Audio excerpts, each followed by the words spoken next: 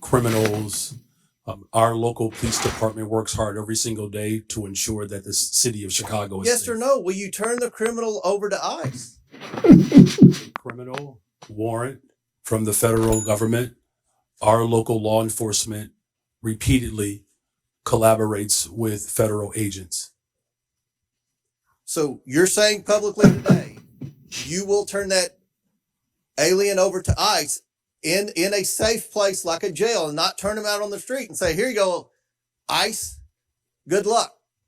You will turn that criminal over to ICE. With a criminal warrant, as we have done for 40 years. Should that criminal... It just cuts him off. With a criminal warrant, they are subject to the federal laws, and that includes deportation. My time has expired, but again, the point that we've got to iron out today is that we have to have cooperation. It is federal law to turn over those illegal criminals to ICE. And we have heard reports, and many of you have said publicly that you are going to obstruct that. That is against the law, and we're going to hear more about that today. Now I recognize the ranking member, Conley, for his 5 minutes. Thank you. Mayor Wu quoted Tom Homan, the so-called border czar, saying that he wanted to bring hell. He was bringing hell to the city of Boston. What did you understand him to mean by that? Let's talk about Tom Homan. Shame on him for lying about my city, for having the nerve to insult our police commissioner who has overseen the safest Boston's been in anyone's lifetime. Bring him here under oath and let's ask him some questions. I am here to make sure that the city of Boston is safe. Others may want to bring hell. We are here to bring peace to cities everywhere. Mayor Johnston of Denver, what would your reaction be if Tom Homan wants to bring hell to your city, Denver? We think that we have folks in Denver who are working hard, playing by the rules, paying taxes. There is no one that is seeking hell to come to Denver. What people are looking for is opportunity and hope. And for the record, he can do whatever he wants to do, I guess.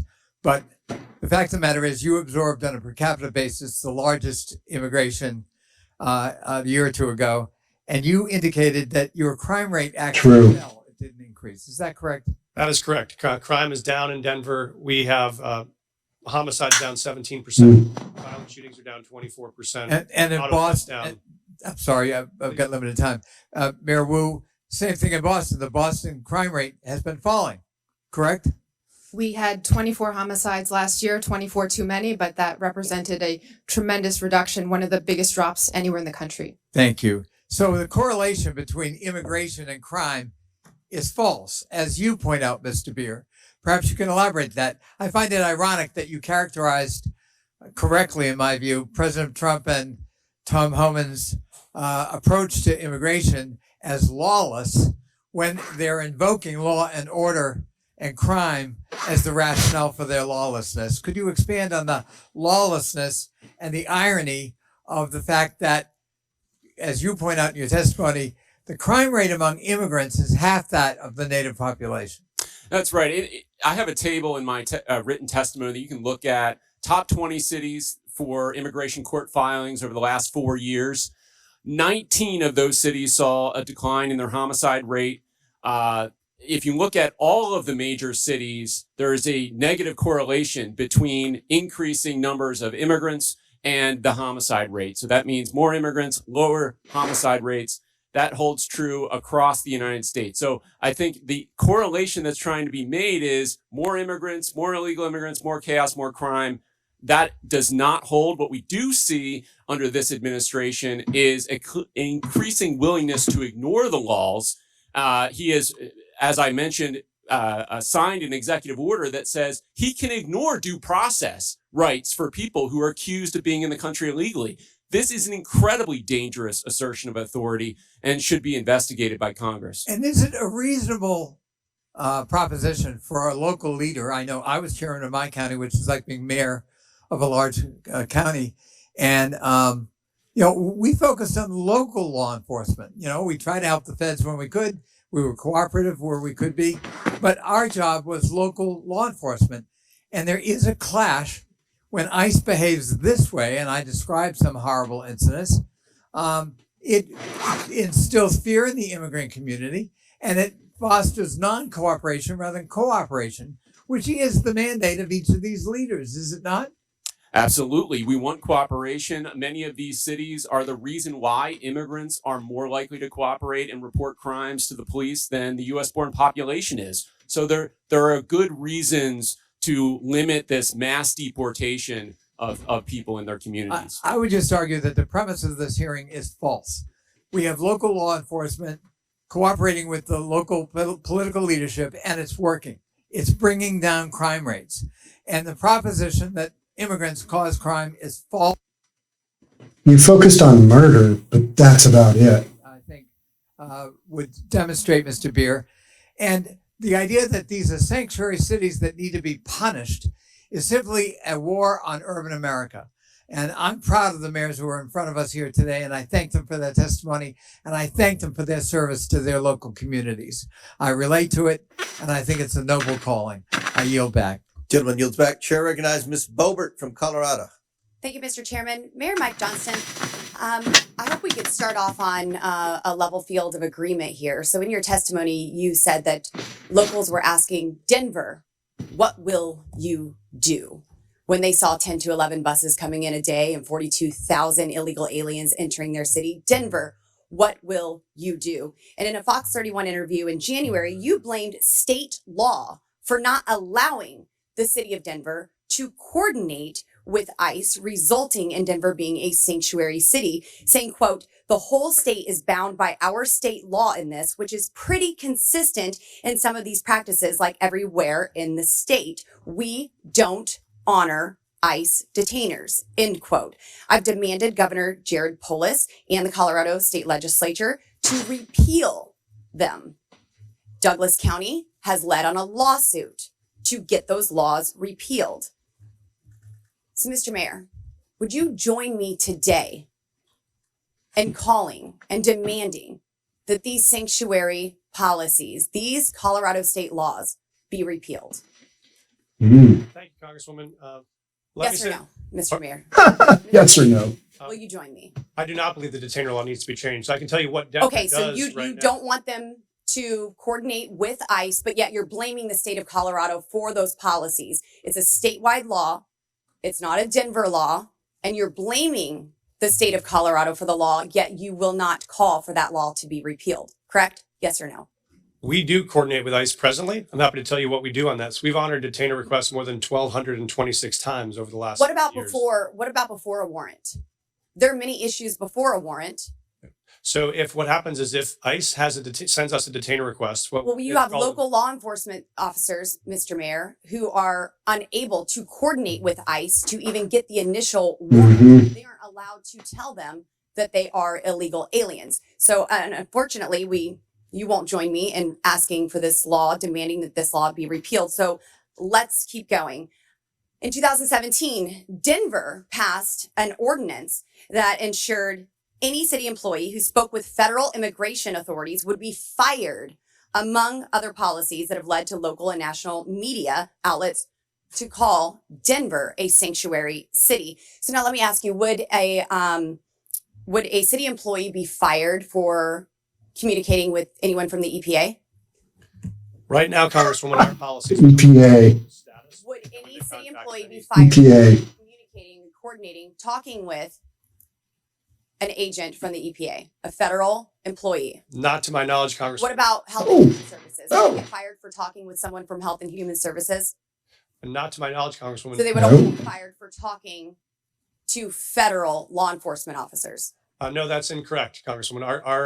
This is our an ordinance city employees do, in Denver fact, passed in 2017, Mr. Mayor. our city employees do, in fact, communicate with ICE. We do coordinate on multiple things with ICE. For instance, if there is a violent criminal warrant in the city, we No, pursue that we're talking together. before the warrants, Mr. Mayor. There are issues happening before warrants Mhm. are issued, and local law enforcement officers are unable to coordinate because there is no warrant. And your ordinance says that a city employee would be fired for communicating with federal law enforcement. So you've been mayor for 600 days. Have you ever called for that ordinance to be repealed? We are not unable to coordinate with ICE right now. We're in communication with ICE right now. Only if there is a warrant, but I'm talking prior to the warrant. We wouldn't have a reason to coordinate. Because you don't know if they're illegal, because you are unable to coordinate until there is a warrant. So that's why this ordinance needs to be repealed. So now there's been no time to ask for this to be repealed. You did have a newcomer's playbook, 25 pages. You had time to put that together.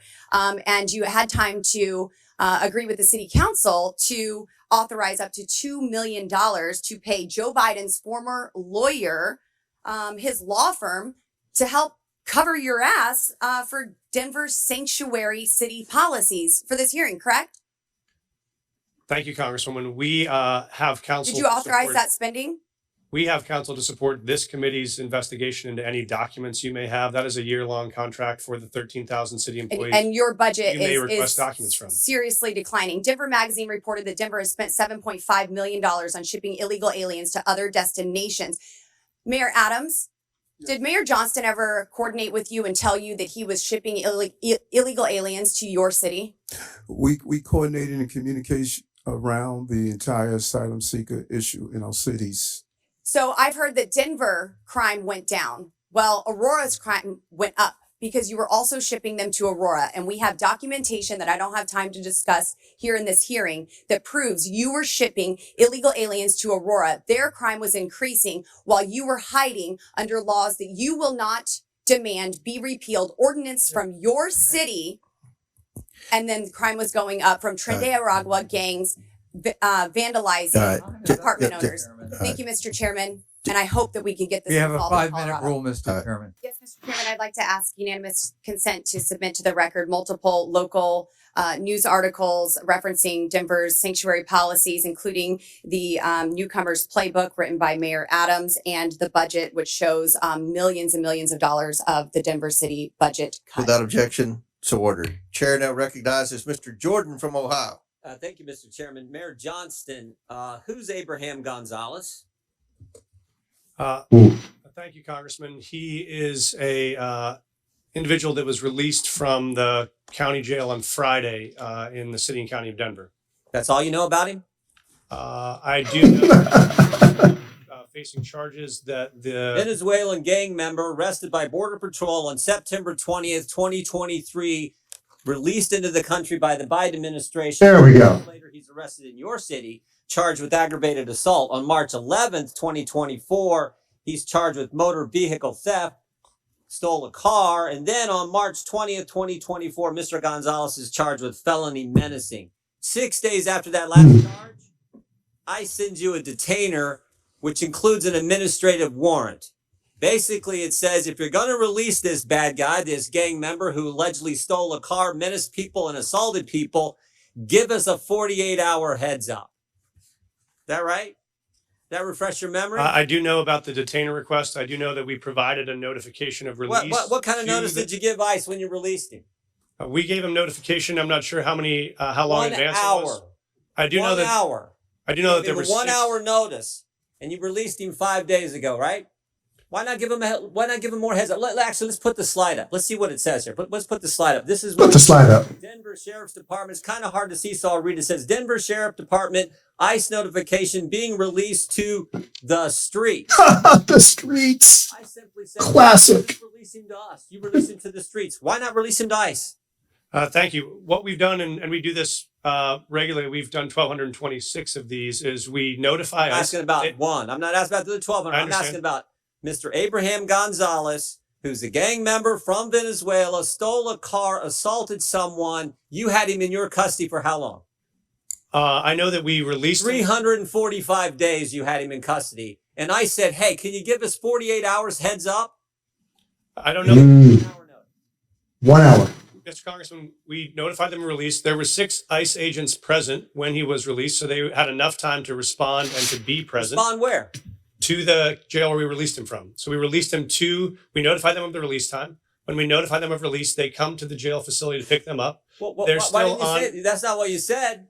You said you release him to the streets. Did you release him to the streets? You release him to ICE? What we do, sir, is we release him from our county jail and we coordinate with ICE on that release time and release date so that ICE can come and pick them up from that location. Pick them up where? In the parking lot? Yes, sir. They're on the facility. Guess property. what happened in the parking lot? I know, sir. I've reviewed the video. So I looked at it. I've talked to the sheriff last night. One of the ICE officers got assaulted, didn't he? I've reviewed the video, They had sir. to tase the guy, didn't they? Mm. No, I'd like the answer. Did they tase him? I know that there were 6 officers that had multiple tasers. I saw the So they detention had on 6 video. officers. If you keep him in the facility and they come in the facility and get him, does it take 6 officers? Probably takes 2, doesn't it? So we've been doing these, as I mentioned, 1,224 times, 1,226 times. This is the first time I've been made aware of there's been an incident like this. So I reached out to ICE after I saw the video. I've coordinated with their team and offered to sit down and see if there are procedures we can change. It's a simple make sure this question. works smoothly. It's a simple question. You can release him in the parking lot, give ICE 1 hour notice, and they got to send 6 officers to arrest this guy. Or you can say, hey, what? Here's what we're gonna do. We're gonna hold him. You come in and bring 2 officers in, and you turn him over there. Why not do it that way? We have a city ordinance. You know why you don't do it that way? We have a city Let ordinance. me answer it for you. This is the whole point. No, sir, I disagree with you. Oh, okay. Because I'll tell you why. What if you talk about sanctuary as a definition of shielding people from law enforcement, we do not do that. What we do is provide services. In this context, what we did is we coordinated the An release. officer got assaulted because of your policy, which says we're going to release him to, in your words, not mine, to the streets. They have to arrest him in the parking lot. They bring 6 officers when they could have had 1 or 2 just come in your facility, in the jail, and take the guy there. But you won't do it that way. I've seen the video. I've reached out to ICE. care if I've you see offered the to video. I sit know the down and facts coordinate too. on strategies. If we need to make adjustments to what we do on releases, we'll do that. This is the first time. Make adjustments. The 1,226 releases. You know, I've I read your so written we'll take testimony action. last night. I read your written testimony last night. 4.5 pages. And you used the word safe, safer, or safety 13 times. Talking about my job is to protect us, is the safety of the people in Denver. We prioritizing making sure everyone in our community is safe. That's a lie. Because it was not safe for the ICE agents who are part of your community. No way was it safer. The safest thing to do is to say, ICE, we got him in custody. Come here, we're releasing. We held him 345 days. We can't hold him a second longer. We can't wait for you to come inside the building. We got to let him go. So you have to arrest him in the parking lot. That is how stupid sanctuary policies are. Mean to the community that you put at risk and to the ICE officers ICE officer who was assaulted. And they had to use a taser on it's not good. Mr. Chairman, 5 minutes is up. Mr. Chairman, Mayor Wu, I'll be showing up at your house tomorrow with my bags at 5 o'clock. Leave the doors unlocked, please. What are you making for dinner? Because I expect a warm meal and a balanced diet. Now, I'm going to need a car, and please leave me some cash because I'm going to need to go to my doctor's appointment on Friday. That would be to Mr. Mayor Johnson. Now, I don't want to sleep on the couch, so put me up at a luxury hotel. You're the Mayor Johnson. Obviously, you wouldn't like this because you don't know me, right? You know nothing about me. You might not like that. Sanctuary cities offer this kind of hope, this false hope to illegal aliens by saying that very thing. Stay with me. We don't tell anybody that you break our laws. Now, thank you. You've made the United States complicit and one of the largest purveyors of human trafficking in the world. Yeah. Thank you. You're disgracing the legal immigration system that came here and the immigrants that came here the right way through Ellis Island at the time, now through going through a process. And I want to talk about that process because I've always been told, and it's never been really challenged, is that good process builds good policy, builds good politics. I think that works really, really good because you can always fall back to the process. If the process isn't good, you always get a good process.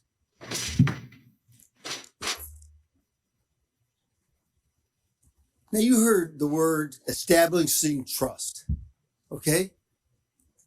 How can you establish trust at the very beginning when you have a false narrative here? You're defending folks who have broken the law. The definition I've always looked at is trust is a series of promises kept. What kind of trust are you supporting here?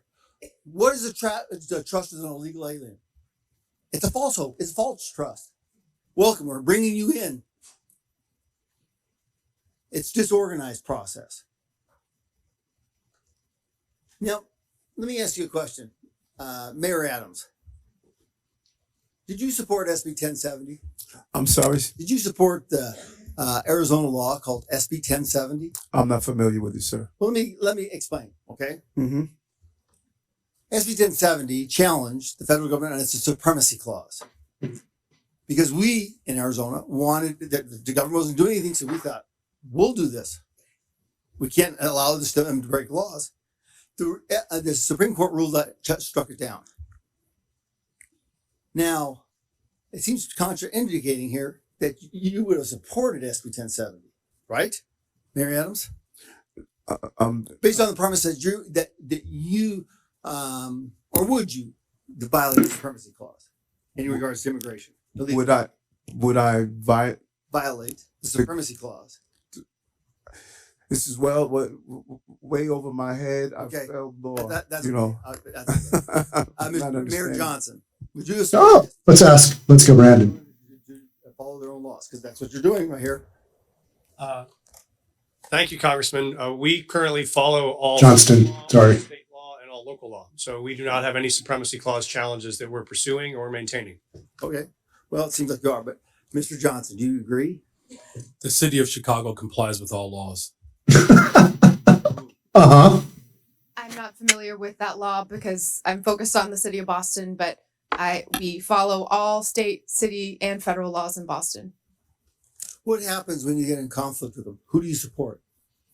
The Constitution, as I understand it, doesn't require cities or police officers or anyone to follow their laws in conflict, follow federal laws in conflict with local laws or state laws. Okay, in the Constitution, it says, and it's explicit that the federal government has jurisdiction and supremacy over all immigration laws, right? I mean, I've heard it a number of times from my colleagues over here. We're the ones who can define that. We're the ones that have it. We just heard we want a comprehensive immigration policy. How can you get a comprehensive immigration policy when you're defining it from the very get-go? You're building it on false premises and false tenets. Respectfully, Congressman, you could pass bipartisan legislation and that would be comprehensive immigration law. What would you False have? narrative is that immigrants in general are criminals or immigrants in general cause all sorts of danger and harm. That is actually what is undermining safety in our communities. No, it's not. Make us safe. Nonsense. Pass gun reforms. Stop cutting Medicaid. No. Stop cutting cancer research. Stop cutting funds for veterans. That is what will make our city safe. No, that won't. That's nonsense. Nonsense. Mr. Chairman, mayors, thanks for being here, leaving your cities to come to Washington, D.C. today. By either definition or by claim, each of you, I think, could justifiably say represent what's considered a sanctuary city. Well, if you could describe it, what would you, sanctuary from what? Anybody? Mayor Johnson, you want to start? Mayor Johnston? Thank you, Congressman. I welcome that because I wanted to clarify. We do not shield people from federal law. I just asked We you do not what, provide so sanctuary. you don't consider yourself a sanctuary city? We provide services and supports. Do We you not consider provide yourself a sanctuary. sanctuary city? That's just, We do not under that definition. you don't use the definition, so you're not a sanctuary. We call ourselves a welcoming city. We Okay, provide- so Oh, welcoming. what are you Oh. welcoming and who are you not welcoming? well, we're welcoming everybody. Okay. we don't- Oh. So you're welcoming criminals that you don't have Everybody. what their crime background is, and that's, you're good with that. Oh, no. No, we aggressively pursue. How do you do that? criminals and- No, how do you vet the people that you welcome in your sanctuary city? Sir, we don't vet folks that arrive from Illinois or California with a background check when they come into the Denver airport any more than someone from another. So you're welcoming any illegal immigrant or illegal alien to your city without question. Well, folks that make the decision to come to Denver, they arrive, and then we expect. But them to you get a call job, them, you pay welcome taxes. them. You welcome them. You call them to your city and say, if you come here, you will be safe from what? Thank you, sir. We don't call anyone to our city. Folks that arrive in our city, we offer same access to services they may need to be successful. And if they break the law, we hold them accountable. We charge them. We prosecute them. What about if they've already broken the law? Ooh. broken the law and there is another jurisdiction that has a warrant for that person, they let us know and we would cooperate to transfer them to that jurisdiction. I think we saw in Mr. Jordan's conversation with you that you really don't do that. Mm-hmm. Mayor Johnson, how about you? How many, according to my records, you have welcomed 51,648 illegal aliens to your sanctuary city. So I'd ask you, sanctuary from what? Fair question. If you're referring to the number of individuals that were bused from Governor Abbott without any coordination, the 52,000 individuals that were seeking asylum, those individuals were bused to us. I passed a bus ordinance to work to coordinate with the governor of Texas. He refused to do that. But that transfer of individuals was the result of the governor of Texas, not the result of a welcoming city ordinance. Welcoming city ordinance. So, But you still took them. these people that came here illegally, The individuals that were bused to us from the border. they were not welcome in Chicago. You didn't welcome them. You didn't provide them sanctuary. So the welcoming city ordinance is pretty straightforward. It allows for our local law enforcement to focus on local policies, and that's why we're seeing a decline in violence. So you don't care about federal law enforcement policies, only local policies. We comply with all laws. What I do care about is this body, Washington, passing comprehensive immigration. So let me ask you this. Chicago residents reported 28,443 violent crimes during 2024 alone, cases of aggravated assault rising to the highest level in 2 decades. Now, also, It's not good. $160 million were issued to illegal alien job assistance shelters in Chicago. You're the mayor of Chicago. Do you think that your residents or the residents of your state should be paying for that more There we than go. they should be paying for their own needs, their own roads, their own public safety? I mean, who elected you? The people that came illegally, whether they were sent to you or not, or the people that reside in Chicago? Who elected you? And who do you serve? The people of Chicago elected me as the 57th mayor of the city of Chicago, and we serve all the residents of the city of Chicago. Illegal or not, criminal or not. How many of the Statement. 62,566 illegal aliens with criminal histories that ICE has reported are now residing in Chicago? Someone will have to get back with you with that number. I don't keep account do you of. take immigration information from criminals as they're arrested and processed? Do you take immigration information? Our local law enforcement focuses on getting all violent do you individuals off the determine streets whether of they're here Chicago. legally, what their immigration status is as a function of your justice Gentlemen, system? time's retirement. Please feel free to answer the question. Ah, saved by the bell. The welcoming city ordinance ensures that our local residents communicate and trust local law enforcement to ensure that criminals and crime is being addressed, So and you that's have why no violent idea how crime many are illegal. has Thank gone you, down Mr. in the Chairman. city I'll of yield. Chicago. Thank you very much, Chair Congressman. now raises Thank you. Mayor Johnson, in the last 4 years, how much has Chicago spent on care for illegal aliens? Thank you for that question, Congresswoman. So since 2022, since the governor of Texas began Just shipping, tell me a number. I don't need a speech. Just tell me a number. so since 2022, since the governor of Texas was shipping individuals to cities across this country, the city's budget, roughly 1% of the city's budget over the course of 4 years. How much is that? Mayor Johnston, the same question, and I don't need a speech, just a number. Thank you, Dr. Congresswoman.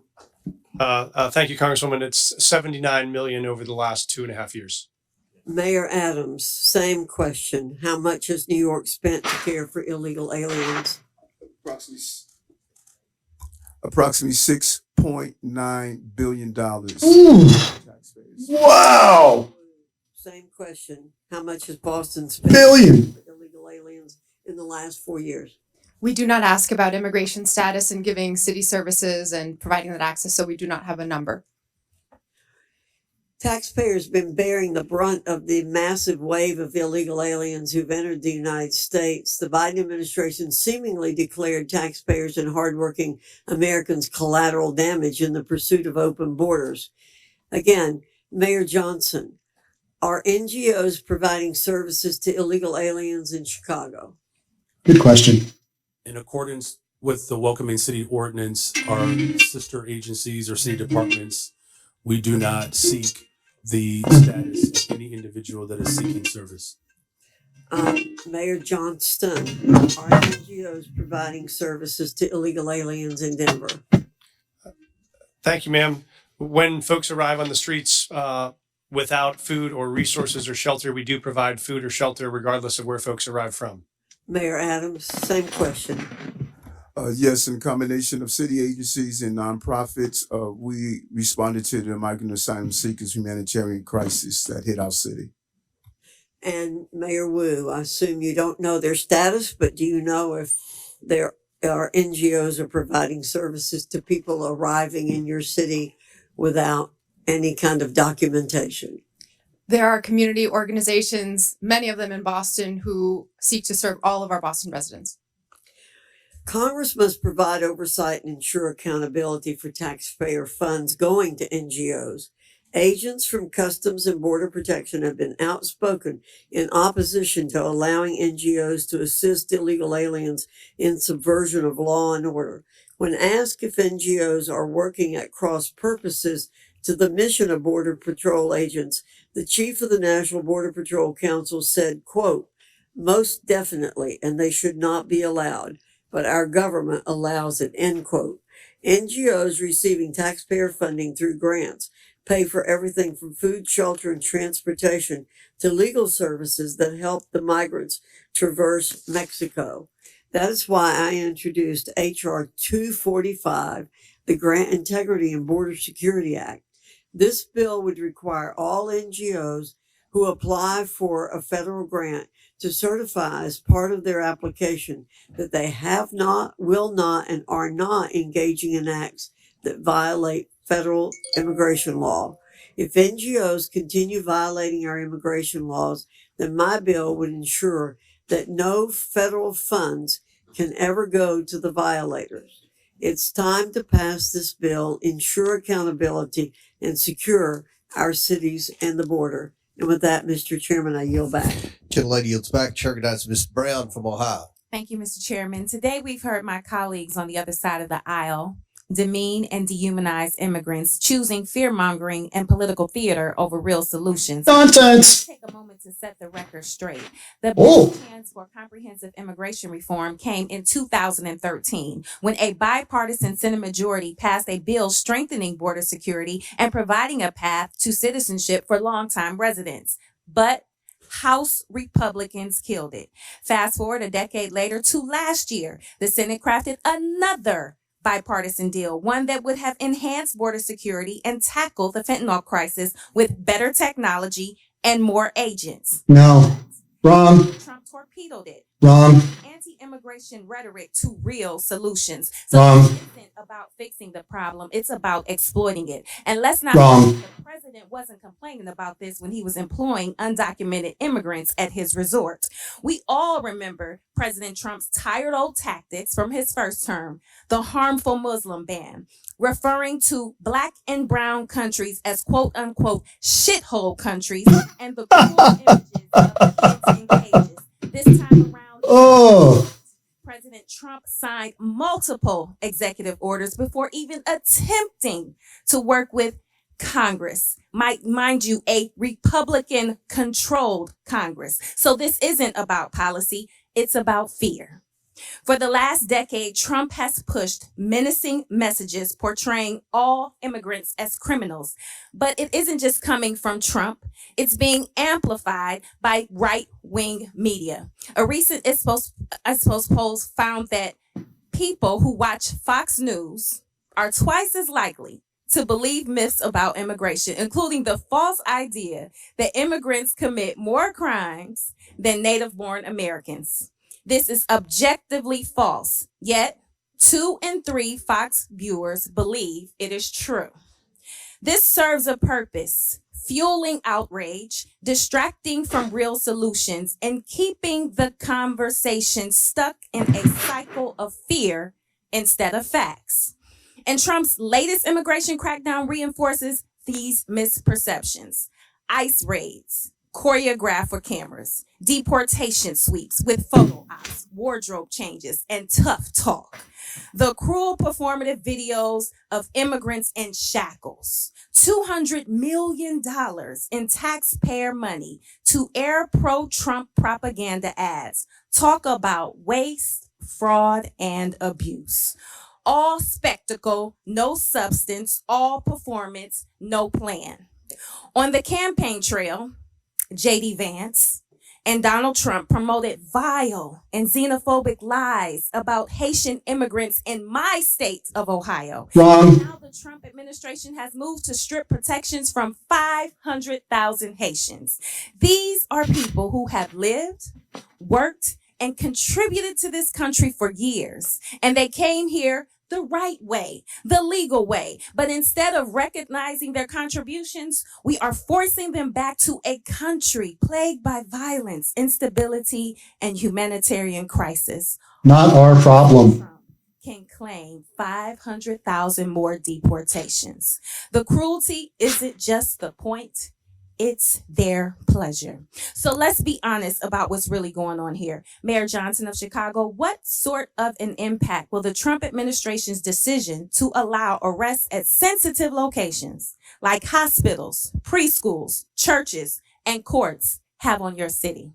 Thank you for that question. As a welcoming city space, it's important that the trust between the community and law enforcement is strong. That's ultimately how we have built a safer city. Just this year alone, violent crime is down 20%. Any type of threat to the civility and to the humanity of people is a threat to the evolution of our democracy. And so it's incumbent upon Washington to ensure that we are funding our education system, that we are funding our transportation system, our healthcare system, creating more jobs. Just since I've been in office, we've increased youth employment, summer jobs by over 40%. What are we talking about here? Their purpose is the value of this democracy. And so I call on this body to continue to invest in the city of Chicago that sends billions of dollars to Washington. Groper from Wisconsin. Yeah, just a couple comments first. As far as the idea who's committing crimes, we have no idea how many illegal immigrants in this country are committing crimes because nobody keeps track. Okay, if I go to a prison or a jail in Wisconsin with, 1,500 inmates, and I ask how many of these people are here illegally or how many are citizens of another country, nobody will know the answer to that question. So that's why we don't have hard facts on how many crimes people committed. The other thing I like to point out is every year in this country, about 850,000 new people from other countries are sworn in as American citizens. I don't know of Donald Trump ever talking about reducing that number. Maybe he should reduce that number, but I've never heard him talk about reducing that number. Our concern here was illegal immigration, and I would hope the vast majority of Americans think we ought to have a immigration law, that the 850 On immigration law. every year go through. But if we're going to have an immigration law, it means we have to do something with the people who try to become permanent residents without going through the proper structure. Now, I think part of our problem here is we have a lot of people who don't understand why we have an immigration law at all. And I want to ask all four of you as I go down, we go down the row here. Do you believe the United States should have an immigration law, or do you believe that just anybody should be able to show up and come in? And we'll start with Mayor Adams there. I strongly believe we need to have an immigration law. I strongly believe we need to secure our borders. We witnessed a 90% decrease. He actually does. Seeing that play out in our city, so we should have a strong immigration law. But and I'll ask this question then.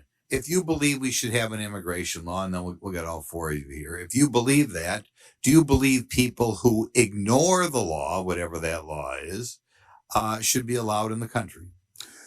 I think that all of us must be held accountable to the law, and if we secure our borders to make sure before they come in that is done correctly, it is not going to impact cities to carry that burden. Like I said, close to $7 billion in tax dollars. Mr. Johnson, do you believe we ought to have an immigration immigration law in this country, or do you believe everybody should just be able to walk in here and set up shop? Thank you, sir. I do believe we should have an immigration law. I do believe we should have secure borders. I do believe we should fix our asylum process. I do believe we should let dreamers get access to permanent citizenship. I Okay, think then the there's lots question we could is, do. if somebody ignores that law and comes in this country, do you believe the whoever, ICE or Border Patrol or anybody, should spin them around and send them out? Or can they just ignore the law and because they, however, cross the Rio Grande, overstating a visa, whatever, are here? Do you believe that we ought to do something to the people who are ignoring the law? Thank you, sir. In the case of the folks we're seeing, they are coming here because they are claiming asylum. When they claim asylum, they then have a right to a day in court to see if that asylum claim Right. is The valid. question is, though, if I come in this country and stay here and I have not gone through any formal process to become a citizen or to be a visa, legal visa or whatever, should we kick that person out? The folks that we're serving, sir, are trying very hard to navigate that legal process. It's often a 7-year wait for a court date when they arrive to this country. So part of it is the backlogged administrative tell you need at the this. border. Every month under President Biden, at least the statistics I have, 30 to 40,000 people, what are called gotaways, came across the border, didn't ask for asylum, didn't ask for anything. Do you believe that people who just come across that way should be escorted out of the country? Or do you believe just because they ran between the designated checkpoints that they, as the result, get to stay here forever? Good question. And so we're serving folks who are seeking asylum or have status. Well, of course, like temporary protected you status would need. or CBP1. Okay, next Mayor Johnson, buddy from Chicago. What do you think? Should we have an immigration law in this country, or should anybody who comes here just be able to stay here? I do support the bipartisan legislation that was passed out of the Senate for comprehensive immigration Well, no, reform. that's not answering the question. Right now, people are breaking the law. Do you believe the United States should have an immigration law? As far as I know, every country in the world has an immigration law. Maybe there's one outlier or something. Do you and we have laws in the United States. Do you believe if people come here and break the law that they should be escorted out, or do you believe they just get to stay here forever? Our immigration system is broken. We have not had comprehensive immigration reform since 1986. Just answer the question. May I answer fully? Yeah. Go ahead. Feel free to answer. Did you want Mayor Wu to answer your question? Or you. Okay. Yeah. Okay. Yeah. Let her. I do believe we need an immigration law that has secure borders, comprehensive and consistent, compassionate pathways to residency and citizenship, resources to adjudicate the complexities of the law. And at the same time, I do not support mass deportation. That would be devastating for our economy. And there are millions of people who are running our small businesses, going to our schools. Okay. Thank you. Chair recognizes, and I must add, I don't think anyone's calling for mass deportation. Chair now recognizes Mr. Cloud from Texas. Thank you, Chairman. Thank you, witnesses, for being here. You know, we are indeed a nation of immigrants. I have to look no further than my own children, who are the inheritance of both my ancestors who got here in the 1600s with William Penn, or my wife who got here when we got married. I think that's really what this nation is about. But you are not here today because of legal immigration. You are here because of illegal migrants who have been sent to our country. In your opening statements, there was a deft linguistic shell game that you played to try to conflate legal immigration with people who are coming here illegally. And we're savvy to that. You are here because each of you, with the exception of Mr. Adams, have said in some form or fashion that you will not honor ICE detainers. In other words, that when you have people in custody and ICE says, we need to come arrest that person because they're here illegally, that we will not honor that. That's why you're here. No one's asking you to go round up criminal aliens. We are asking you to take people who are already in your custody and hand them over to legal federal law enforcement. Now, what this does is it saves U.S. taxpayer money. It keeps from a greater presence of ICE and federal law enforcement in your communities, because if you're releasing them, it takes more people, as Chairman Jordan mentioned, to go in and to re-arrest that person, and it puts the lives of law enforcement in danger. This used to be a bipartisan issue. As a matter of fact, groups like the Cato Institute called President Obama the deporter-in-chief. And Mr. Chairman, I'd like to submit for the record a Cato article that said President Obama, deporter-in-chief is the title of it. So why we have to ask is suddenly the left not embracing policies that Obama supported. We can look at question where it seems to be Trump derangement syndrome, where the left could not seem to applaud kids fighting cancer, a first lady, an accomplished immigrant in her own rights, where traditionally we have applauded and recognized and honored the families for their sacrifice. Many of them are, this is the president's issue, and they're kind of along for the ride. It was odd, I thought, that they applauded sending more money to the Ukraine, but not peace for Ukraine. And so it brings us back to why we're here and why this is a partisan issue all of a sudden. It boggles the mind. Now, Mayor Johnson, you seem to want to talk about Texas. So I'm from Texas. Let's talk about Texas. First of all, have you been to the southern border? I've been to Texas, but I have not been exactly to the southern border. Okay. You seem to talk about Governor Abbott and sending buses to your city.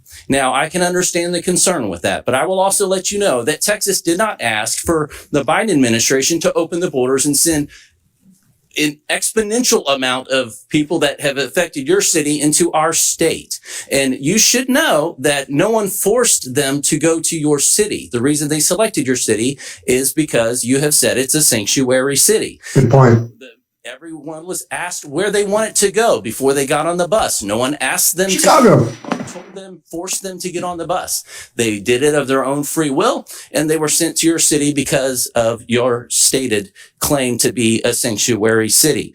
Now, one thing I could tell you, having toured the facilities, is that I've been to those facilities under the Biden administration where there was a map on the wall, and you could see the migrants kind of pointing out which city they wanted to go to. And I can also tell you, from having been through the immigration process with my wife, there's a difference between people coming here legally and then people who are, when I've been at the ceremony where the people are crying with tears as they take the oath of citizenship to come to this country, is far different than people coming across our border, waving the flags, not trying to assimilate into the United States culture, and sometimes bringing crime into our communities. This is an issue. Now, each mayor, I want to ask you, one of the issues recently is how much FEMA dollars have gone to support migrants and hotel rooms in your communities. Mayor Adams, do you know how many FEMA dollars is spent in your city? $80 million. And I've been to the border and I saw this maps pointing to New York.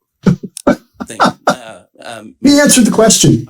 Nice. Thank you, Congressman. I know we do have some federal dollars that have to get back to in the exact amount. It's roughly 32 million, Mayor. To answer your question. I don't have the exact numbers. It's 32 million. I don't have the number. I'd love to know. 29 million. So understandably, citizens are concerned about that. Their taxpayer dollars that are supposed to be going to disaster relief for them and their communities going to illegal aliens. Do you agree, each of you, yes or no question? I have a couple seconds. Do you recognize that it is against the law to harbor criminal aliens? Ooh. Gentlemen, time's expired. Zingers. Please answer the question, Mayor Adams. Yes, reading federal law, correct. I do recognize that, and we do not do that. The city of Chicago does not harbor criminals. Yes, we follow Mr. Chairman, I have a unanimous consent request. Laughable. Proceed. Laughable. To enter into the record, two articles. One, talking about President Trump putting mass deportations to the heart of his campaign during the campaign. And just last night, Trump vows to use this guy mass deportations. Without objection, so ordered. Thank the chair. Chair recognizes Mr. Frost from Florida. Thank you, Mr. Chair. So the year is 1969. My abuela, Zenaida, my grandma, Yaya, gets a call.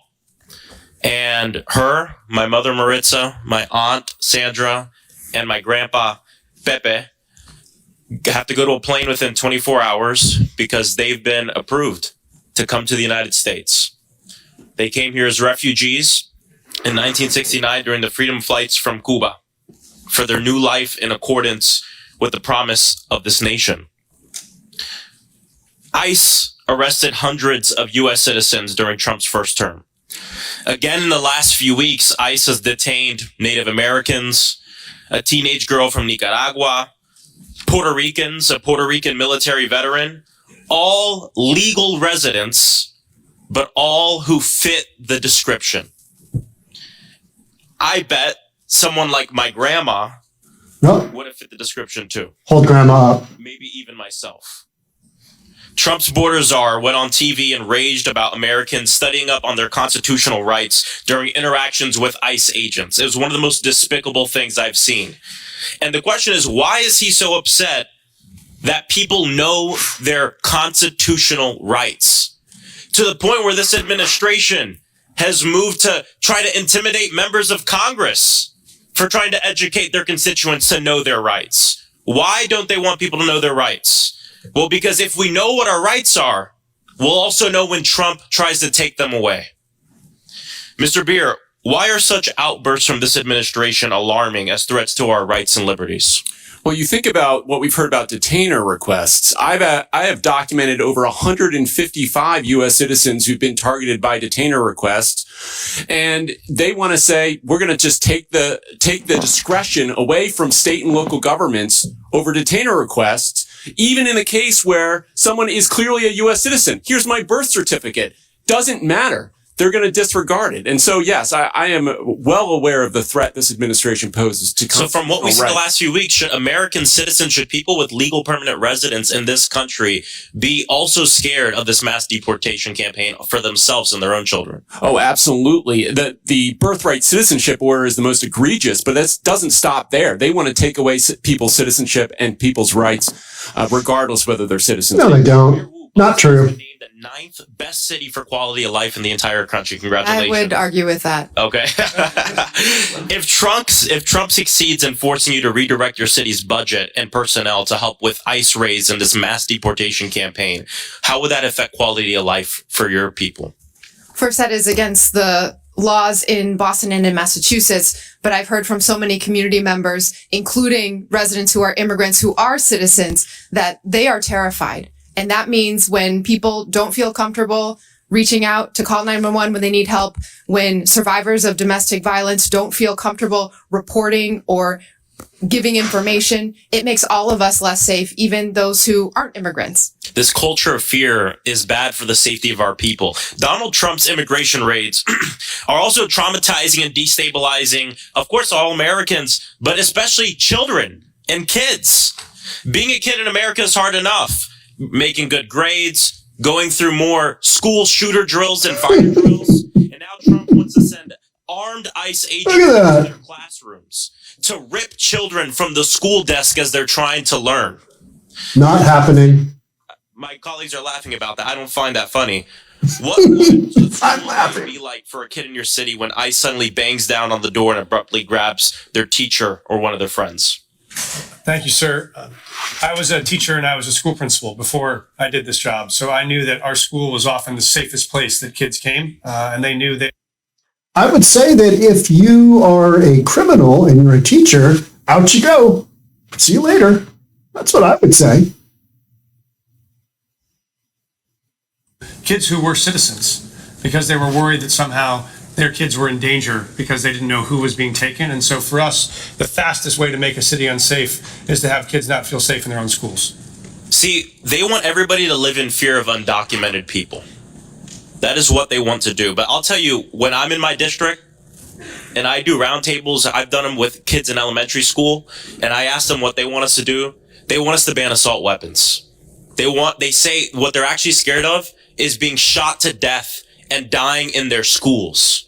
And because of actions that the Democratic administration took, the Biden administration with Congress, gun violence has gone down in Denver, 24%, 25% in Chicago, 40% down homicides in Boston. This works. Gun violence went up 45% under Trump. So when they're in charge, more people die. When they're in charge, we are actually less safe. And I think that's an important thing that we all have to keep in mind as they try to scare us in terms of immigrants who are living in this country. Thank you, and I yield back. Chair recognizes Mr. Palmer from Alabama. Thank you, Mr. Chairman. I thank the witnesses for being here. I just want to respond about crimes committed by people here illegally. Every crime committed by someone in the United States illegally is a crime that would not have been committed. There we go. Lincoln Riley, There we go. Garcia, Rachel Yep. Warren, Jocelyn Nungare, the woman set on fire in the New York subway. Yep. These are all assaults, rapes, murders. Unnecessary. That would not have taken the lives of these people if those people were not here illegally. Yep. They were given safe harbor. Now, I want to ask you something. You all took an oath of office.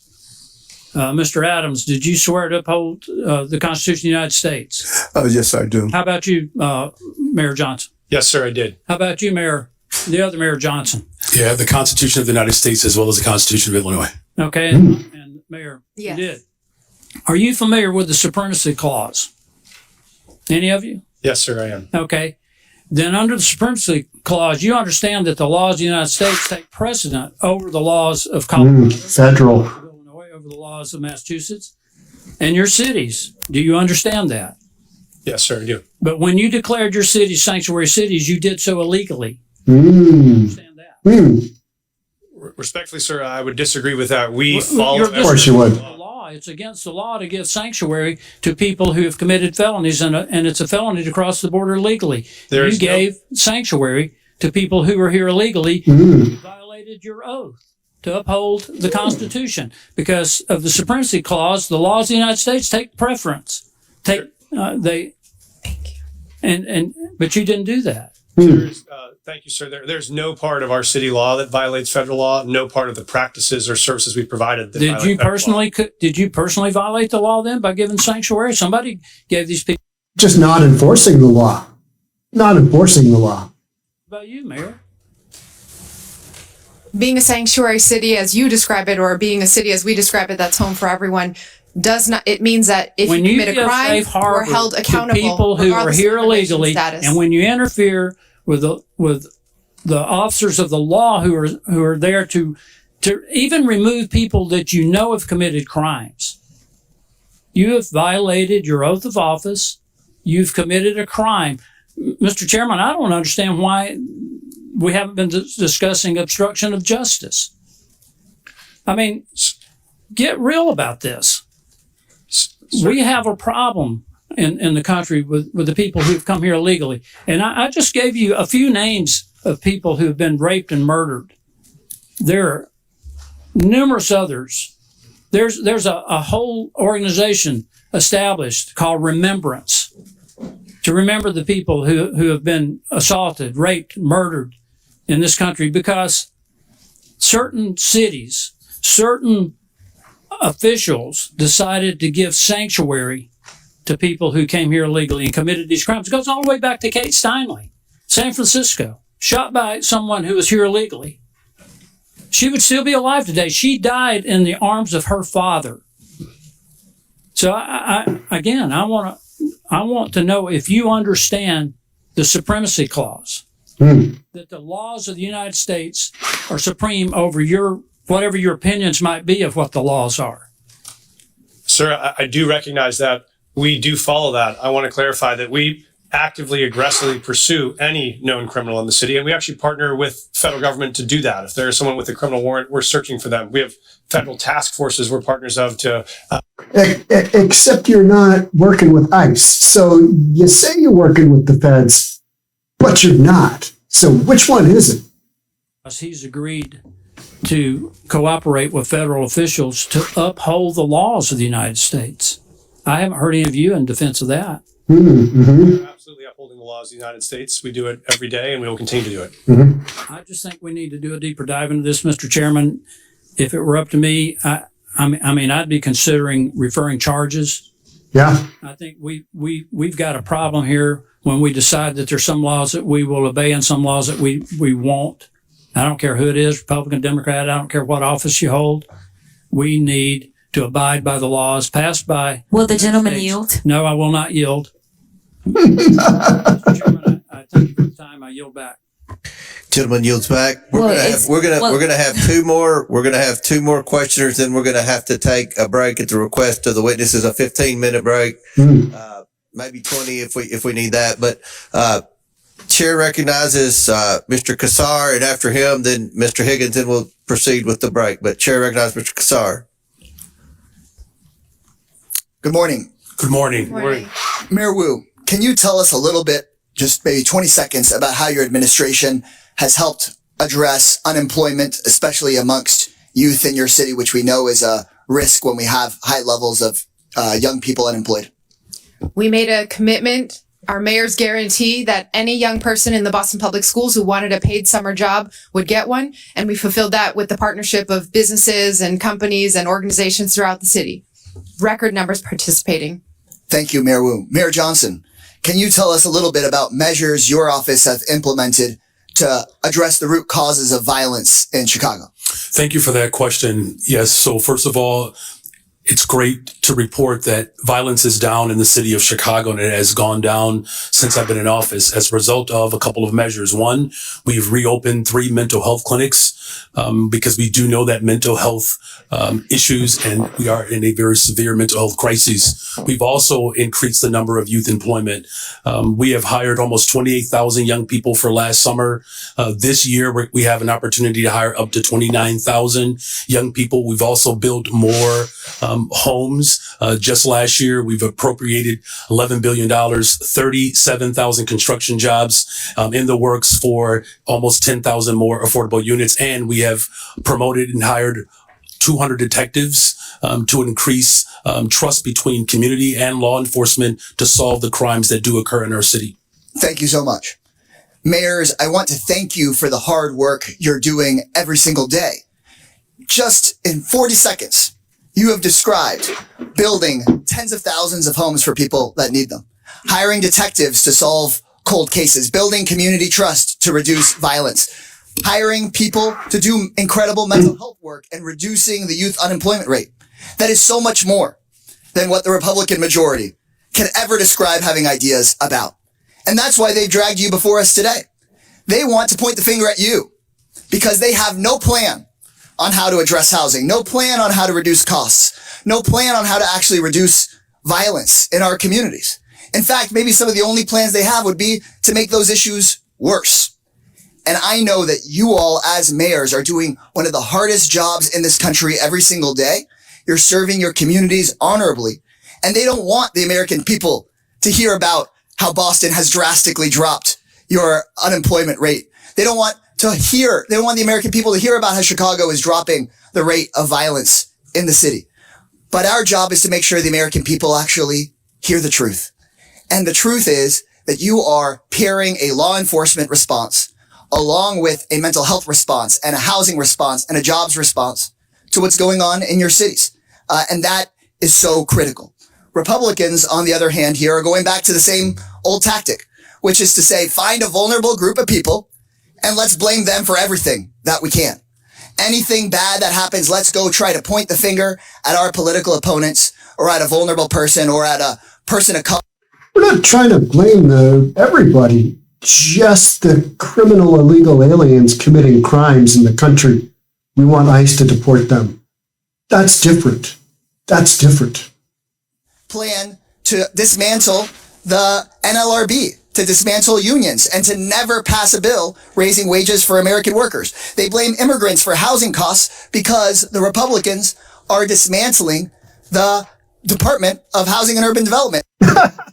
False. From this country. They want to distract from the $8 million a day that people like Elon Musk get in federal contracts while they attack hardworking immigrants and while they attack officials that are actually just trying to do. What companies do you think the hardworking immigrants are working for? Tesla? Maybe? Of jail cells in Cook County and a limited number of law enforcement resources. Is that correct? That is correct, and I do not have jurisdiction over Cook County jails. And you want to make sure that when somebody in the city of Chicago calls 911, that they get an appropriate response. Is that correct? That is correct. And so what I have been hearing all morning from my Republican colleagues is they want the federal government to go tell the city of Denver or the city of Boston or the city of Chicago. No, they want the federal government to be able to call you and take over your police resources or take over your county's jail resources, and you don't even represent the county, for whatever case they might come up with, the person is dangerous or not. Instead of having cities determine if somebody is dangerous and needs to be held, instead of having cities say, we want to make sure if you have an emergency that we get somebody to you and don't just send out our police to a call that may not be a priority just because somebody in the federal government wants to go after somebody with no criminal background and that isn't a threat. And so, with that, Mr. Chairman, right before I yield back, I just want to thank people that are involved in local government, city council members, neighborhood associations, mayors, the people who keep our cities running. You deserve our support in making your cities more safe. You deserve our support. Gentlemen, time's expired. Mr. Higgins from Bye. Bye-bye. Thank you, Mr. Chairman. Bye-bye, Mr. Toole. Clarify for America, Mayor Adams, Mayor Johnson, Mayor Yeah, picture. and Mayor Wu. What are we doing? Here today under the advice of council, and do you have council present? Yes or no? I want to understand the question. Are you here today under the advice of council, and do you have council present? Well, this isn't going to go well. here because we were requested to appear. Did you consult with? Did you have counsel prior to your appearance? Yes, we did. Thank you. This is not a trap question. We just want to clarify. Okay. Here under the advice of council, do you have counsel present? Yes, sir. Council present here because I was invited. Did you counsel before your trip? Okay. We do have counsel. Get I was advice here. from your counsel? Yes. Okay, then you're under the advice of counsel. Yes. Mayor Wu, thank you. To just clarify for America, these mayors are all sanctuary city mayors. But the narrative is no longer comfortable because 3 months ago, we were at the tail end of 4 years of millions and millions of illegals coming into our country. It was out of control. The only thing that has happened since then is we had an election in November. Mm-hmm. And now we're not pulling the curtain back. We have ripped the curtain from the rods. We have revealed to America just how fast we could have secured our border if you had an executive willing to enforce the law. Yep. Now we're paying attention to our municipalities. And every one of them is lawyered up. They've changed their narrative. We got example after example. The mayor of Chicago, we must lead with and live by the promise of sanctuary city. The mayor of Denver, willing to go to jail in defense of sanctuary city policy. The list goes on. But the policies of these mayors and our previous president have consequences, real life consequences. I have a family here today, Mr. Chairman, who lost their beautiful loved one.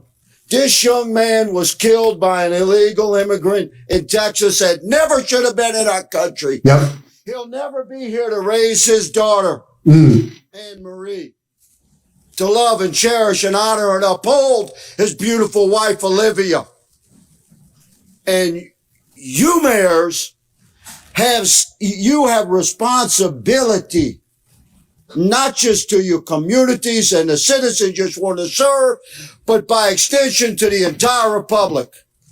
And let me clarify, I was a cop for a long time. To honor the jurisdictional authority of another law enforcement agency, you do it every day in your city.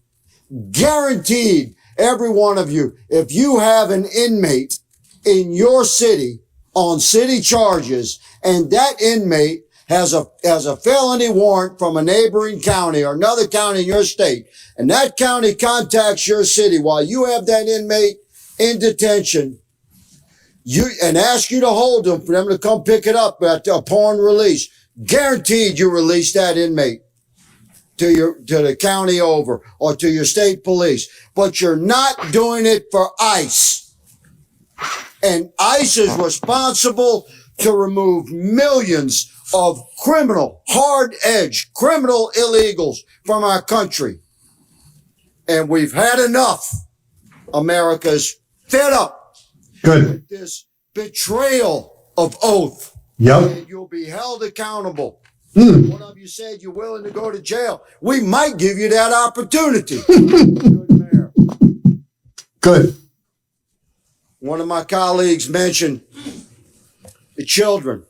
I always want to talk to the children. Separation of children. At any given time in America, there's 750 to 850,000 American citizen parents of minor children incarcerated in our country.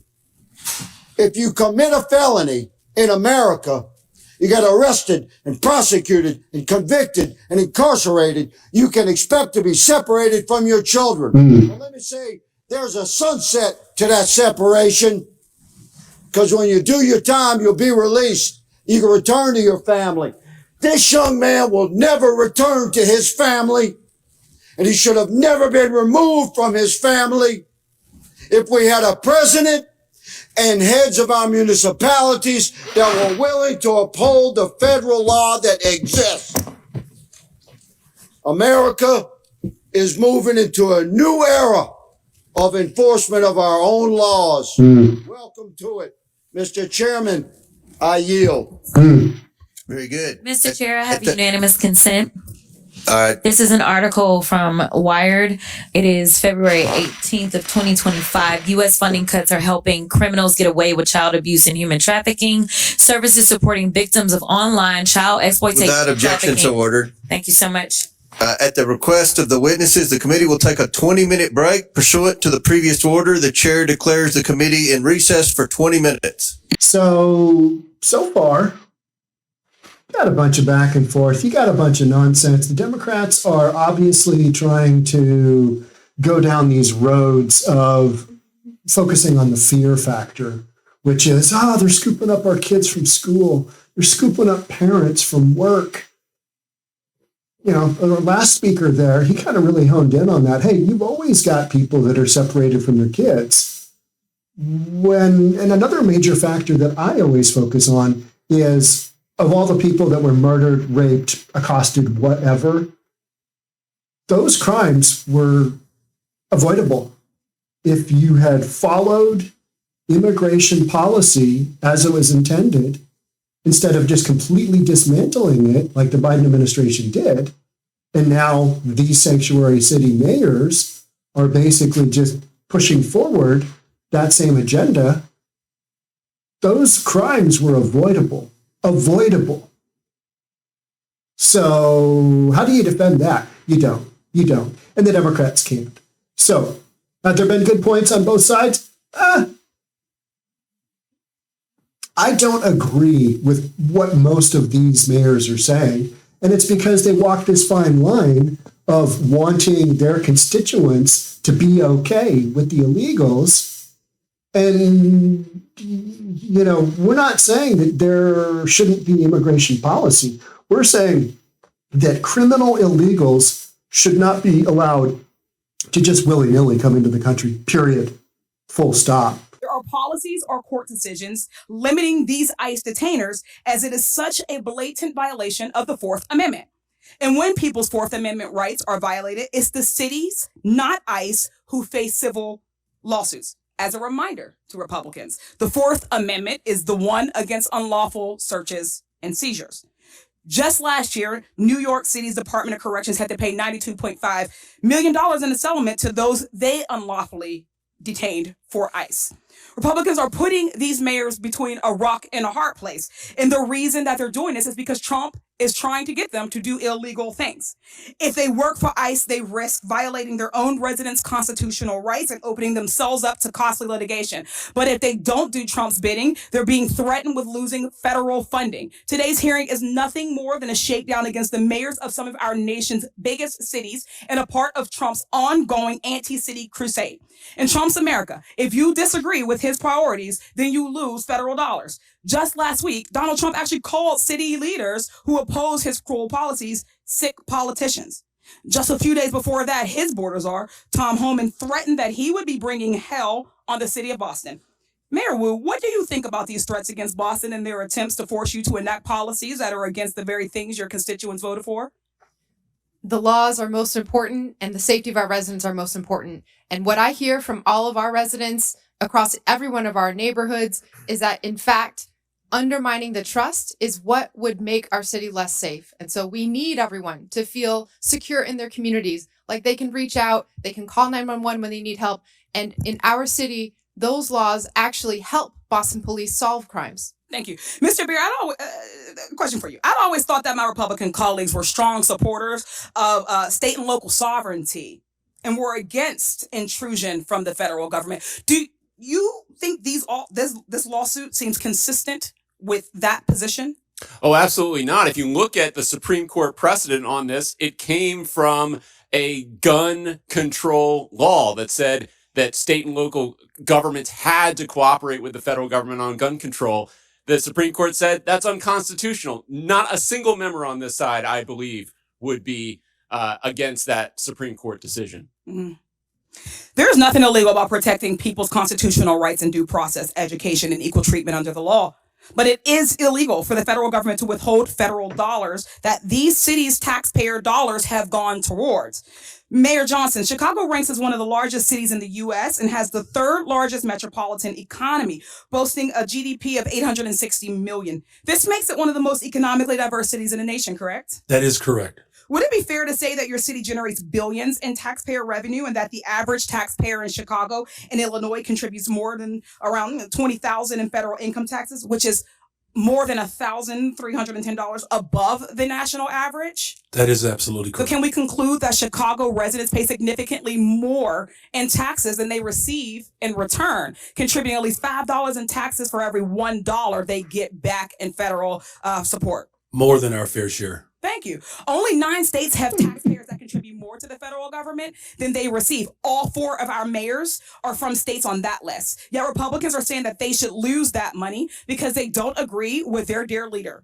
Trump and Republicans are attempting to take money from blue cities and blue states and give them to their red states. Republicans too often demonize blue areas and cities that are the very areas that are keeping the economy going. The attacks we've heard on mayors today are not only shameful, they're dangerous capitulations to the impulses of this president who is trying to expand executive power in nearly every direction. I'd like to thank our mayors, Wu, Johnson, and Johnston for coming in today, having the strength of courage to stand up to this administration. Thank you. I yield back. Chair recognizes the gentleman from Arizona, Mr. Biggs. Thank you, Mr. Chairman. So, Mayor Adams, you've agreed today. Sorry, over here. You've agreed today that New York City is a sanctuary city. Is that right? Based on the definitions, and it doesn't seem, Congressman, but there's now a uniform definition of that. But yes, right. But that's what you've proclaimed, Mayor Johnston. You've previously also declared that you're a sanctuary city.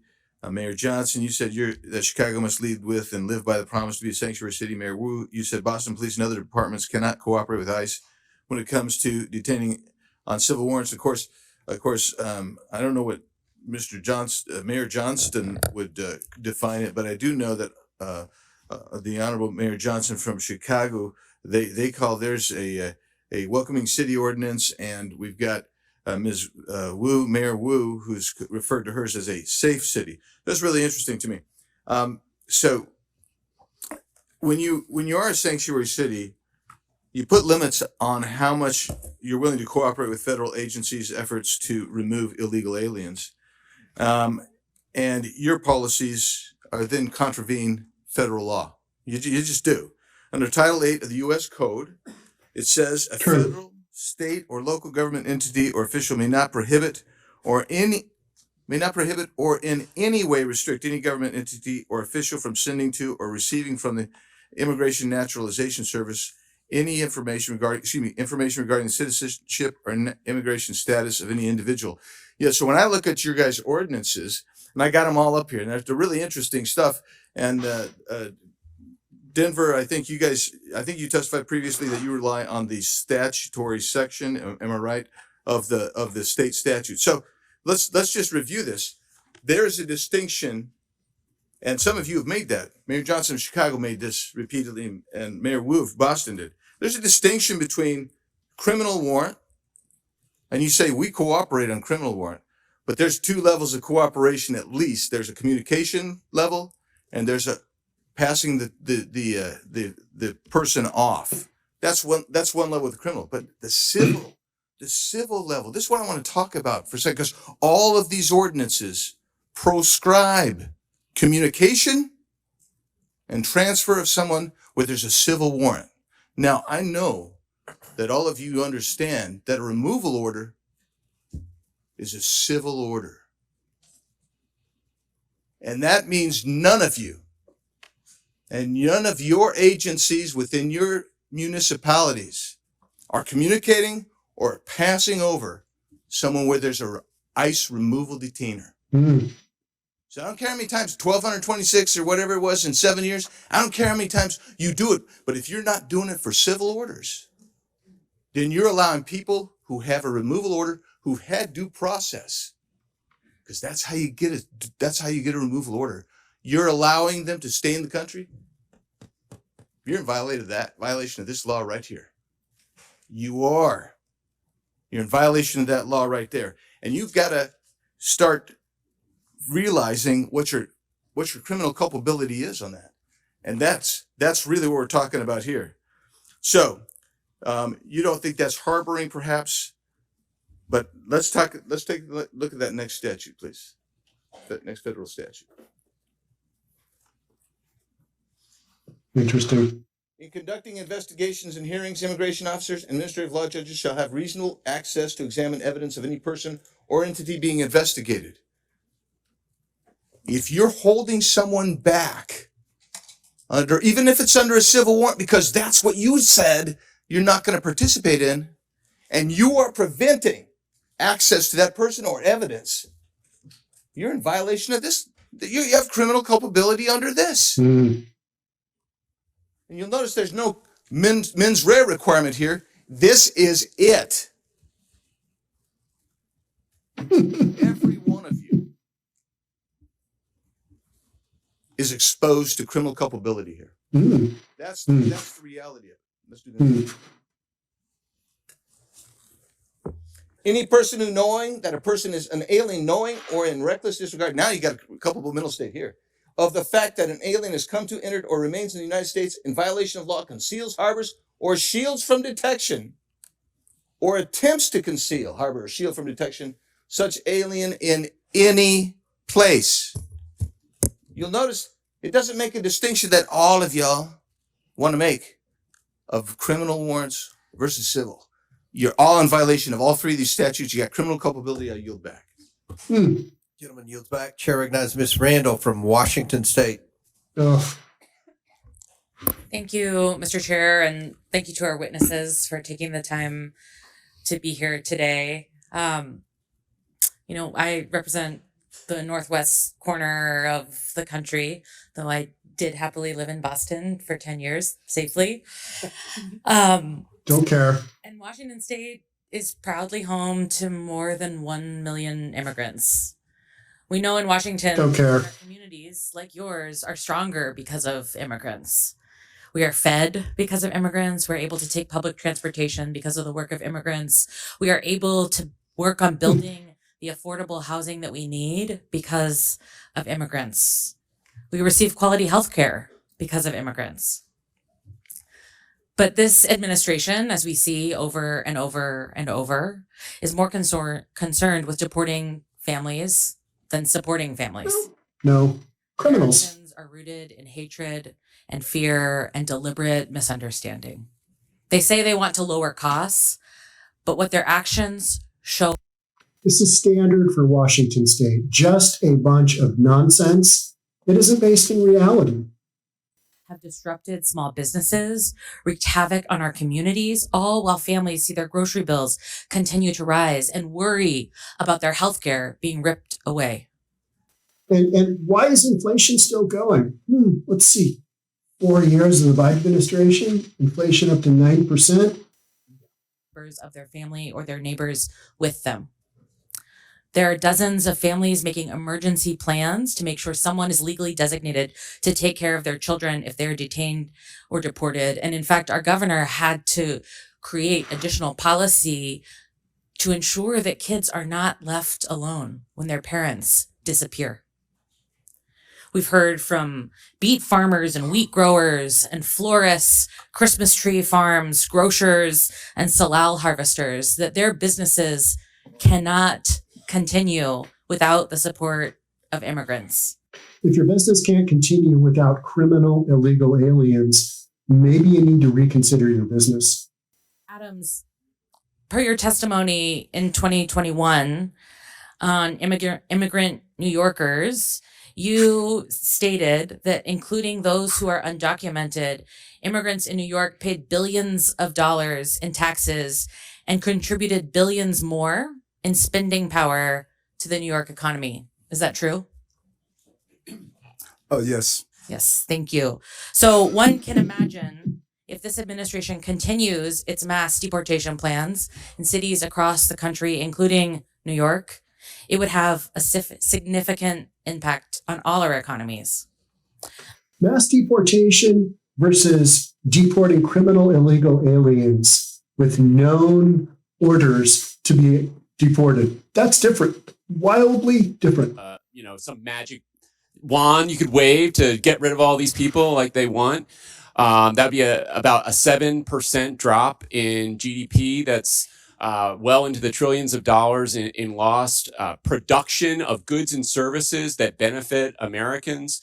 And when you really think about it, when it comes to the cities, right, it's not equally distributed across the country. It's really these cities and some others that are going to be overwhelmingly impacted. So those neighborhoods, you're looking at a death spiral of economic activity. Doom loop. When you remove so much of the population. And yet, of course, we talk about just the people who are undocumented, but their children, their spouses, all those people are going to be affected by mass deportation. Thank you so much. And Mr. Chair, with unanimous consent, I'd like to enter this New York Times article, Frustration Grows Inside the White House Over Pace of Deportations. Without objection, so ordered. Thank you so much.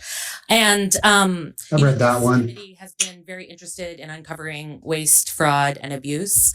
And I'd like to draw our attention to the ASMR deportation flight that the administration touted on their official social media channels.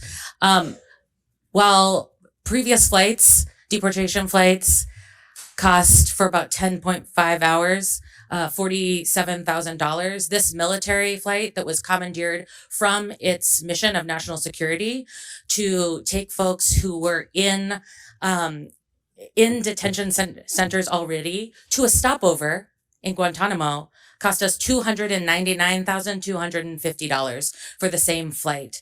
My folks in my community who are stationed at Joint Base Lewis McChord are being diverted. Wouldn't have to spend any money if you wouldn't let these folks in. Yeah, weird. From their essential missions to go to Guantanamo to be layover stewardesses for this this plan that's just for clicks. It's just to continue to stir up media. It's just to deliver on a promise that the president made and that he's worried that he will be accused of letting his base down. If He's not worried. He's not worried. Chair recognizes Ms. Mace from South Carolina. Thank you, Mr. Chairman. All of the mayors here today are actively working to harm the American people you represent. Strong. You all have blood on your hands. I'm going to ask a series of yes or no questions today, and I would like to remind all of you, you are under oath. I only want a yes or a no to my questions. My first question, do you acknowledge breaking into our country is a crime? Mayor Adams, yes or no? Do you acknowledge breaking into our country is a crime? I acknowledge. Yes or no? I acknowledge. Okay, Honorable Johnson. Answer the question. Yes or no? Is breaking into our country against the law? Yes or no? Depends how you cross the border. Okay, Some folks Mayor have Johnson. status. Yes or no? Comprehensive immigration that's not an reform answer. policies Mayor are what's Wu? necessary in this Mayor Wu, moment. do you have a better answer than these gentlemen before you? Yes or no? Yes. Okay, do you believe it's acceptable for illegals who commit heinous crimes be released back into the public instead of being detained and deported? Mayor Adams, yes or no? Anyone break a crime? Yes or no? This is not hard. Yes or no? Anyone that break a crime should be detained. Okay, Mayor. Yes or no? They should be deported. Okay, Mayor. Any individual that Yes or causes no? harm, Yes or no? breaks Okay, the Mayor law, Wu? should be held accountable. This is why you have 6% approval rating, because you suck at answering questions. Oh! Anyone with the same impression be crossed. All right, I have my next question. When an illegal alien rapes a woman, do you believe you're on the right side of history? Mm. Adams, yes or no? Oh, Say that question again. Okay, Mayor Johnston. When a illegal alien rapes a woman, do you believe you're on the right side of history? Yes or no? I will charge and prosecute them. Yes or no? Okay, well, okay. You said you would go to jail, didn't you? I will For charge harboring and illegal prosecute them. aliens or something, Mayor Johnson? Could you repeat your question, please? When an illegal alien rapes a woman, do you believe you're on the right side of history? Could you clarify that Okay, question? Mayor Wu, yes or no? No, rape is obviously Then horrible. why are you letting rapists back out onto the streets of Boston? That is not true. That is not what's happening in When Boston. an illegal alien molests a kid, molests an underage kid, do you pat yourself on the back for being compassionate? Mayor Adams? It's despicable, and he should be arrested. Mayor Johnson? I prosecute folks that commit crimes like that. You guys let him out on the streets. Mayor Johnson? We arrest violent criminals in the city of Chicago. Mayor Wu? We investigate, arrest, and prosecute. You guys don't sound very confident today. Would your city honor an ICE detainer on an illegal alien who rapes kids if one was issued today? Mayor Adams? Yes or no? In conformance with law, we will honor detainers. Mayor Johnson? If there's a criminal warrant, we'll help them pick them up. If there's no criminal warrant, we'll honor a notification request. Mayor Johnson? Criminal warrants, we always cooperate with federal agents with a criminal warrant. Mayor Wu? Get a criminal warrant, we will enforce. A criminal warrant. I'm talking about an ICE detainer on an individual who's here illegal who rapes kids. Do you all hate Donald Trump more than you love your country, Mayor Adams? I respect my president. I respect my Yes or country, no? and I You're having the respect hardest time my today. Senate. Mayor Johnston? I love my country. Yes or no? I love my Okay. country. Mayor Johnson? As the son of a pastor, I love everyone and this country. Mayor Wu? I love my country and my city. not the president. Are you all willing to go to jail for violating federal law, Mayor Adams? I'm not going to violate federal law, so I don't have to worry about that. Mayor Johnston? We don't violate federal law either. You don't violate federal law. We do not violate federal Is it law. violating federal law if you don't honor detainer requests from ICE? Absolutely not. In fact, the statute Congressman Biggs shared, we explicitly follow. The statute says you cannot prohibit city employees from sharing information about someone's status with the government. We do not prohibit that. Do you love illegal aliens more than you love your fellow countrymen? I love all the residents of the city and county. Mayor Johnston, are you willing to go to jail for violating federal law? The city of Chicago complies with all laws. Oh, I highly doubt that. Mayor Wu? We are not violating federal law. Mayor Wu, I have a last couple questions for you. Do you believe that ICE arresting a child rapist, quote, threatens everyone's safety, end quote? Yes or no? No. Does ICE arresting a murderous MS-13 gang member threaten everyone's safety? Yes or no? No. I would like to hold up this quote of you where you say ICE's efforts actually threaten the safety of everyone, end quote. Boston Mayor Michelle Wu. You're a hypocrite. Thank you, Mr. Chairman, and I yield back. I just wanted to bring up a bill that's going to be before the floor, HR 32, a bill that would basically take away federal grants if the administration thinks you are a, quote, sanctuary city, which, by the way, isn't even very well defined. I'm not even sure from reading the bill whether your cities are even sanctuary cities to begin with. I think that's why that question may have been difficult for you to answer. But I think what's been very interesting to hear is how well you've been able to integrate and welcome immigrants into your communities, into your city's economies, and making the best out of a difficult situation. I find that very impressive. And but I wonder to the mayors here, Mr. Johnston, if you took away federal grants, how would that affect public safety of your city? Would that improve? Would that make your city more safe or less safe if we took away federal grants from your city? It would dramatically weaken public safety. I mean, we wouldn't be able to repair bridges that are falling apart. It means we wouldn't be able to put kids in preschool or give veterans medical care. It would be catastrophic. Thank you. Mr. Johnson, the same question. Mayor Johnson, the same question. It would certainly undermine all of the investments that we've made thus far. Since I've been mayor, we've provided $20 billion of new investments that contribute to the overall safety of the city of Chicago. Mayor Wu, same question. Would this make your city of Boston more safe or less safe? Withdrawing federal funds would make us less safe. Education makes us more safe. Housing makes us more safe, and we rely on those funds. And how did let's take Mayor Johnson? How did many of the immigrants come to your city? You mentioned they came from Texas. Is that right? That's correct, Congressman. They came on buses sent from Texas, mostly from El Paso. I feel like we have the wrong people in the room today. We have mayors of cities that are trying to do their best with the situation that they have. And then we have governors in Texas and Florida who are busing folks up to your cities. And so you're trying to make the best out of this situation. But because the federal government wasn't doing their job at the border, period. the folks that come over to their states and they're spreading them across the country, and you're just trying to deal with that situation. Would you characterize it as that, Mayor Johnston? Yes, sir. We're just trying to manage the crisis in front of us, which is families being dropped off on our city streets in the winter with no clothes. Our calling is to make sure they're safe. And how would the Trump administration's funding freezes and cuts, would they undermine public safety in your city, Mayor Johnston? They could dramatically undermine public safety in our city. Everything Mayor Johnston, same question. It certainly will undermine community safety if the Mayor federal Wu, government same undermines question. the investments in people of Chicago. It would undermine our safety too. So we're trying to make your cities more safe, but there's a bill here in the name of making your cities more safe actually makes your cities less safe. Would you agree with that, Mayor Johnston? Yes, sir, I would. Mayor Johnson, Yes. same question. Mayor Wu, Yes. same question. And I think this bill is actually, in a way, extortion, because you're basically trying to take away funding from a city if they don't do what the administration wants you to do. But, you know, let's talk about extortion for a minute. Mayor Adams, I think everyone's a little bit concerned about the timeline of events that has led to your case being dropped. And so, Mayor Adams, did you meet with Tom Homan on December 12th of last year? Did President Trump say publicly that he considered pardoning you 4 days after that meeting? Yes or no? I don't recall what the president said in regards to that meeting. Well, he did. In January, did you meet with President Trump at Mar-a-Lago? Yes or no? Yes, I did. In this meeting, did you talk about immigration enforcement with the president? Talk about immigration in general. What was that? What did you talk about when it comes to immigration?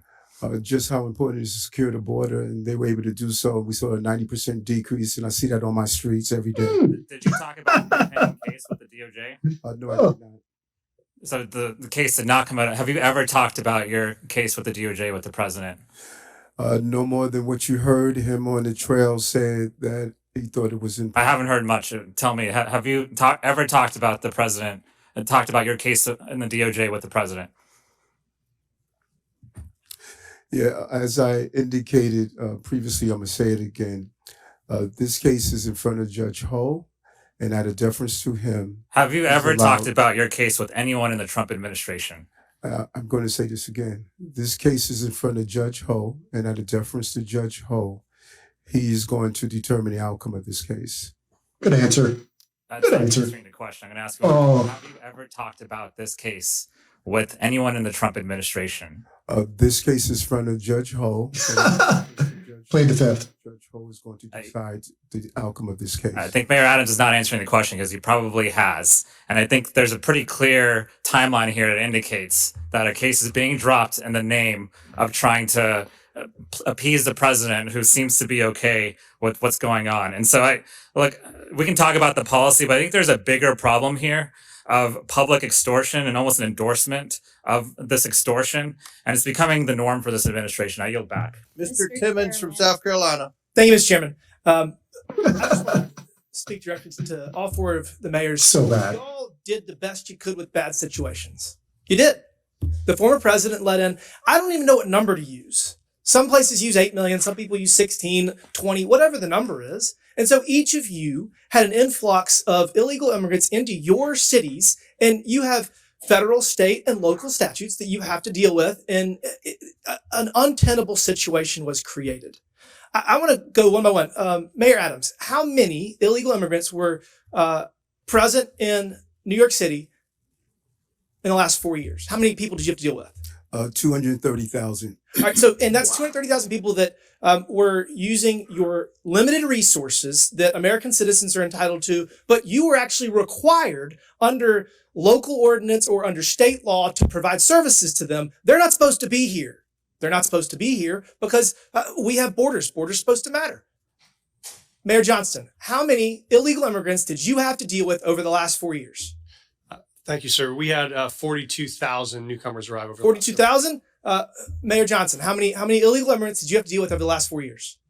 Over the last 4 years, there were roughly 50,000 asylum seekers bused from the state of Texas to the city of Chicago. And you know why that Texas did that? Because 10, 12, 15 million people were in Texas and they had to deal with the same problem you did. And they thought Absolutely. everyone should have to share this burden. Mayor Wu, how many did Boston have over the last 4 years? We don't ask about immigration status and giving How city many people services, so that- I don't have that number. Okay, well, we'll say at least tens of thousands. So all of you have limited resources, limited tax dollars to spend to serve your community. And there's people that have a disproportionate need and you have obligations to serve them more if they are struggling, if they do not have income, if they are jobless. So you have limited resources and all of you had this problem.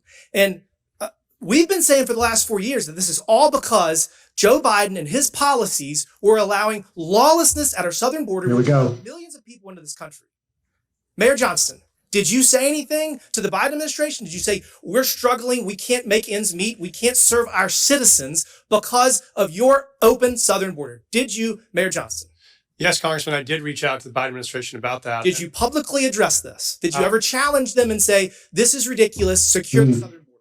Adams did. Stone, sir, was the biggest challenge we were facing was folks needed the right to work. I couldn't find anything where you told the Biden administration they are wrong for their border policy. Mayor Johnson, did you publicly attack the President Biden in the last 4 years because he let millions of people into this country and it hurt your constituents? Did you publicly attack him for his policies? So I publicly called Did you secure the damn border? No, you I didn't. publicly called for Congress to pass comprehensive immigration Okay, we'll get to reform, that in a second. and that Mayor did Wood, not happen. Did you ever publicly attack the open border policies of the previous administration? Congressman, in fact, we hosted the former Secretary of DHS in Boston so that he could see the impact. To talk of about how we Florida need for legislation, I'm sure. Mayor Adams, did you ever publicly attack President Biden for his open border policy? Yes. Yes, in addition to having $7 billion out of our tax base. Did you see what his administration did to political opponents? Did you see what they did to President Trump? I guess you're standing up for your people. I admire that. For the last 4 years, I heard Good questions. Congress needed to spend tens of billions of dollars to secure the southern border. We had to change policies. We had to do all this nonsense. We didn't need to do any of that. Right there. We just needed a new president. Mm. Last month, we had the lowest number of border crossings in decades. Just podcasted that. Ask you this, that's going to continue because our president has always had the ability to stop this. And the only one of you that stood up to the previous administration Adams. was under investigation shortly thereafter. Weird. We're turning the page here.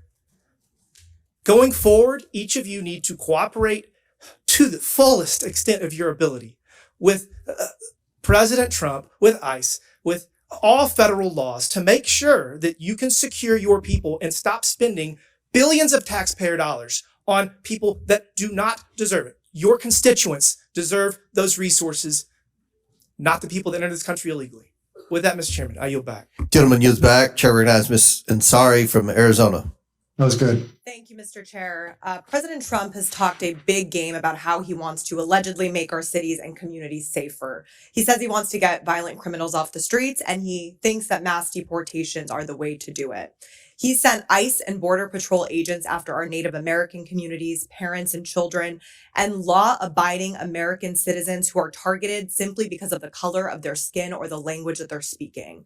The chaos and the fear that this has instilled pits neighbor against neighbor, creates more distrust in law enforcement, and puts us all in danger.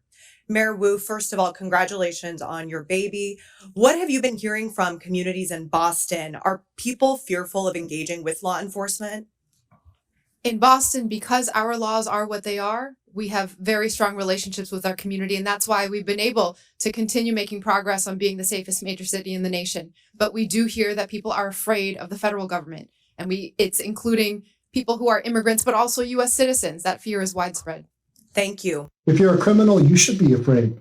Has diverted critical Homeland Security investigation agents to work on immigration enforcement. That means they're no longer investigating violent crimes like human trafficking, child pornography, and the flow of fentanyl in our communities, putting our entire country at greater risk. That means fewer violent criminals, pedophiles, and drug runners being apprehended, not more. Once again, This is USA Today. of victims, actually making our communities less safe. Mr. Beer, question for you. What effect do you think that assigning DHS agents to deportations is going to have on public safety? Well, it's an extremely negative effect, and it's not just limited to DHS. He's pulling in FBI, ATF, DEA. They're all being diverted off their primary missions to crack down on criminal gangs and criminal organizations in the United States. So it's not just DHS, it's every criminal agency in the United States government is being. They are literally deporting criminals. Federal partners all the time to work on criminal issues, not civil immigration issues. That will continue to be the stance of the Phoenix Police Department. I can tell you during my time on the Phoenix City Council, I served on the Public Safety and Justice Subcommittee. I heard constantly from our police force that they are understaffed and need to focus their resources on violent crime. But President Trump has also Committed by criminals. enforcement personnel to aid in mass deportations. Diverting city police to deportations would mean that our officers are spending less time investigating murders, rapes, and robberies. Now, I want to shift to the economy. Mayor Wu.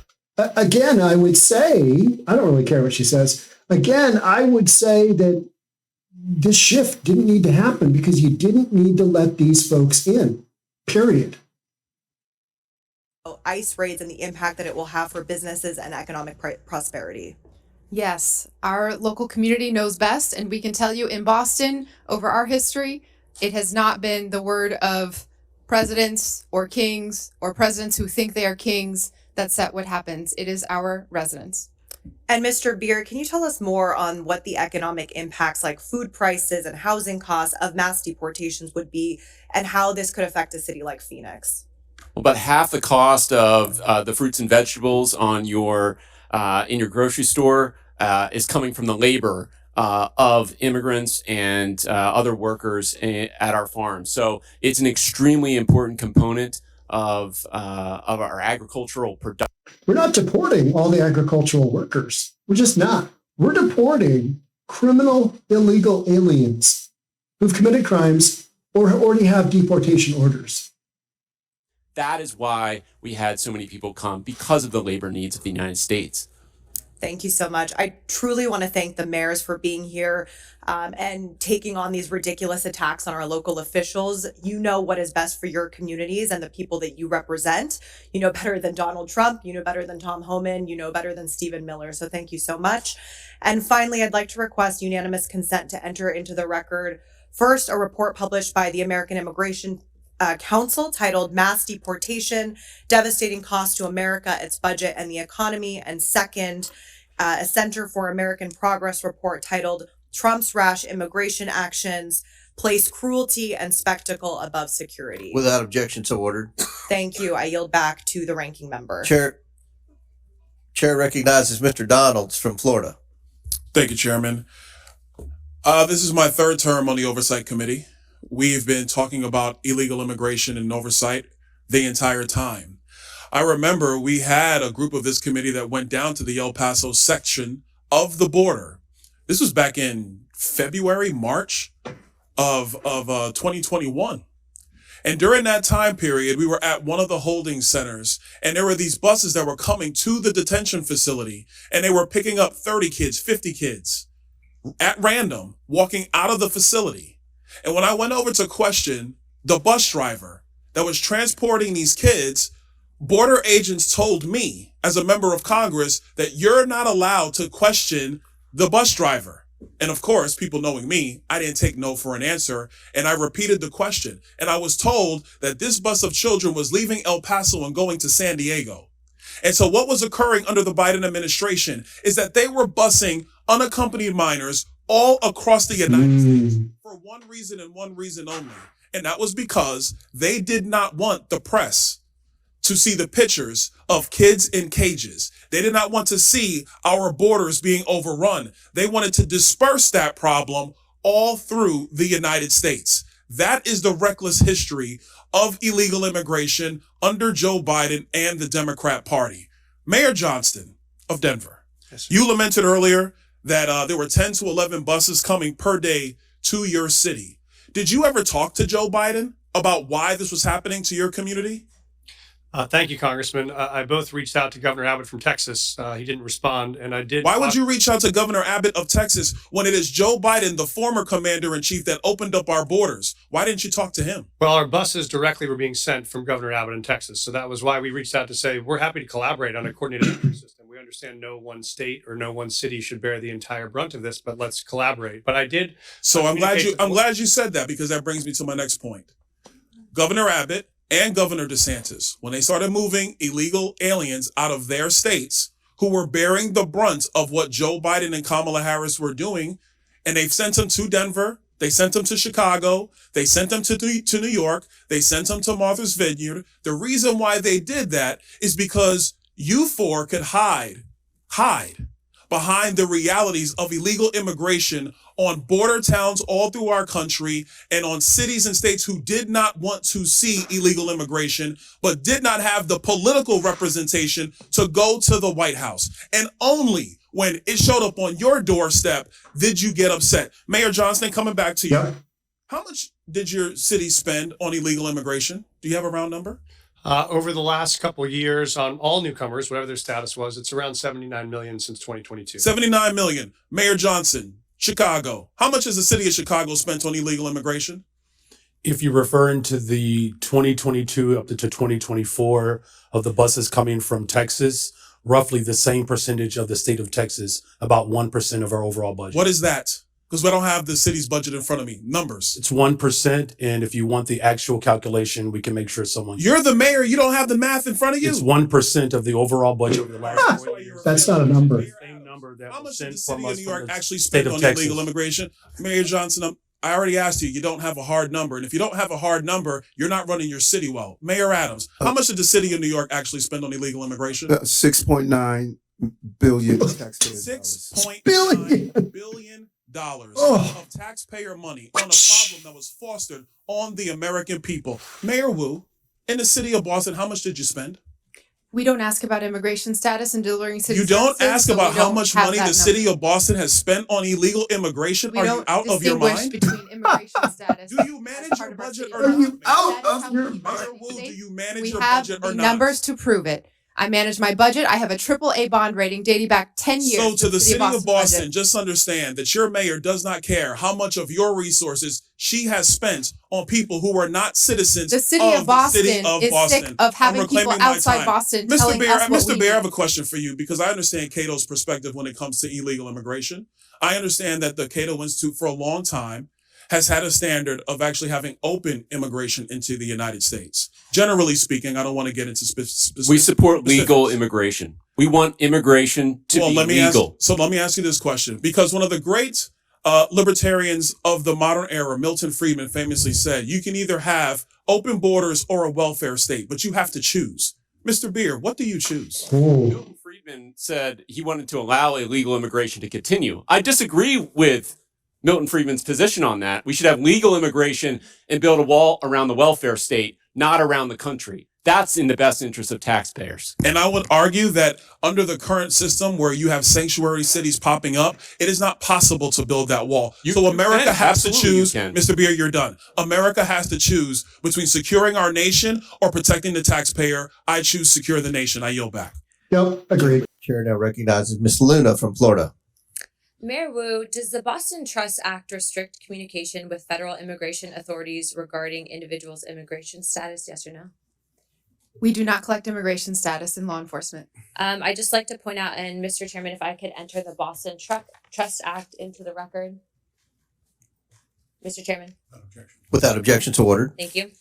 On page, or let's see, section 4AA, a law enforcement official and employment of the city department, agency, or commission shall not, and then A, inquire of an individual on his or her immigration status. Under Title 8, U.S. Code subsection 1373 stipulates that local governments cannot prohibit or restrict communication with federal immigration authorities regarding individuals' immigration status. So your enforcement of this act is in direct violation of that statute. Can you please confirm? That is not Thank the you, truth. ma'am. That's a U.S. code. I don't know about you, but U.S. code does not lie. We do not ask about Mayor immigration Johnson, I'm not status, and that talking is to what anymore. makes us Next safe to the question, city. Mayor Johnston, you said in your testimony that the first step you took after illegal aliens arrived was to provide them with housing. Is that correct? Yes or no? Folks that were on the streets freezing to death, we gave access to shelter. Yes, we did. Thank you. Not to be rude here, but you have a good understanding of what the definition of harboring is, correct? I do. Okay. For those that might not, harboring means to knowingly or recklessly provide shelter or place to stay for an illegal alien. And according to Title 8 of U.S. Code subsection 1324, that is also a federal crime. Just to be clear, did you also say that you would be willing to go to jail to stop deportation efforts? I did say that I'd be willing to stand up for all of our residents, and the context was that was the point at which the administration was threatening to deploy the U.S. military to streets of our cities to Okay. pull kids out of schools and churches. Thank So we you. were worried about that. Thank you, Mr. Johnson. Mr. Chairman, I'd like to enter into the record an article from CBS. Without objections ordered. Thank you. In this, it says Johnson said earlier this week that he's willing to use civil disobedience and, if necessary, going to jail to stop deportations. My final question would be CBS. to you, Mr. Mayor Johnson. Do you believe that Chicago's welcoming city ordinance encourages illegal aliens to enter the United States, specifically into Chicago? Yes or no? Good question. No. Okay. Oh. So you don't believe that banning the transfer of individuals into ICE custody for the purpose of civil immigration enforcement encourages illegal immigration into Chicago? Or how about agencies, sorry, 1 second, or agents not being able to stop, arrest, or detain individuals based solely on their immigration status or administrative warrants? So we comply with all laws, local, state, and federal. To me, after this line of questioning, it's very clear that these policies that you have all implicated are active and alive and well in your cities, are in direct violation with U.S. Title 8 Code subsection 1324 and is a federal offense. But you all speak about a broken immigration system, and yet here you guys are aiding and abetting in that entire process. I want to be very clear about something.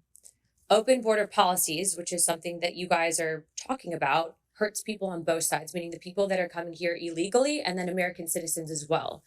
I do not think you guys are bad people, but I think that you are ideologically misled. Which is why, unfortunately, based on your responses, I'm all going to be criminally referring you to the Department of Justice for investigation. As soon as I leave here, these will be going over to Pam Bondi. I'm not doing that in an effort to bully you guys, but I do believe that your policies are hurting the American people, and you can make that known with the evidence that you can present to the Department of Justice. But if you guys continue doing what you're doing, you're not going to help anyone. You're going to hurt more people. And that's exactly why I'm tired of it. The American people are tired of it. And Chairman, I yield my time. Light them up, Miss Luna. Yes, sir. Light them up.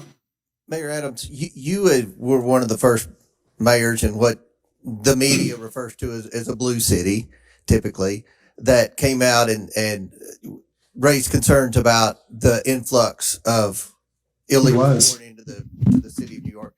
Could you answer the question, what that did to New York City from a budgetary standpoint? Let's not even talk about crime or anything. Let's just talk about from a budgetary, the burden on the citizens of New York City. As I indicated, Mr. Chairman, we spent $6.9 billion, and the long-term impact of that is extremely significant. After COVID, we had a large number of children who was chronically absent. We could have taken 200 million of that and dealt with that. We have a real mental health crisis in our city. We could have spent hundreds of millions of dollars on that. And so the long-term impact of spending $6.9 billion is going to have serious ramification on the future of New York City. So it's more than just what happened last year or this year. It is what is going to impact us long-term. Good answer. I think that's one of the purposes of this hearing, to talk about the consequences from cities that have huge illegal alien populations. Chair recognizes Mr. Gill from Texas. Thank you, Mr. Chairman, for holding this hearing on such an important topic. Mayor Johnson, I want to start with you. One of your first actions as mayor was establishing a deputy mayor for immigrant, migrant, and refugee rights. I want to ask you a series of questions. If you could answer with a yes or no answer, that'd be great. First of all, do you support allowing illegal aliens to obtain driver's licenses? Just yes or no? So the city of Chicago has been a welcoming city for over 40 years. I'll take Nobody that. cares. Yes. Next question. And that's the policy that we will hold to. Do you support tax dollars subsidizing or paying for the health care of illegal aliens? I support investments in all residents of the people of Chicago, and that's what I do. That's a yes as well. Do you support free or reduced college for illegal aliens? Again, I support the investments of all residents of the people of Chicago. Okay, that is a yes. Next question. Do you support allowing non-citizens to vote in local elections? Again, I'm not over the jurisdiction of that type of law, but again, I'm committed to investing in all residents of the people I'll of Chicago. take that as a yes. I've got an article from the Chicago Sun-Times, and I'll quote here briefly. Johnson proposed, among other things, that all residents, regardless of citizenship status, be able to vote for Chicago Board of Education members. Next question. Your website states, and this is your campaign website, quote, "I will not stop fighting until abortion access is completely secure for people all over the country." And There we go. Yes or no, do you support taxpayer-funded abortions for illegal aliens? I support the reproductive rights of all people, all women. That is a yes as well. Your mayoral transition website mentions support for creating a Chicago Board of Education non-citizen advisory board. Again, yes or no, do you support appointing non-citizens to government advisory boards?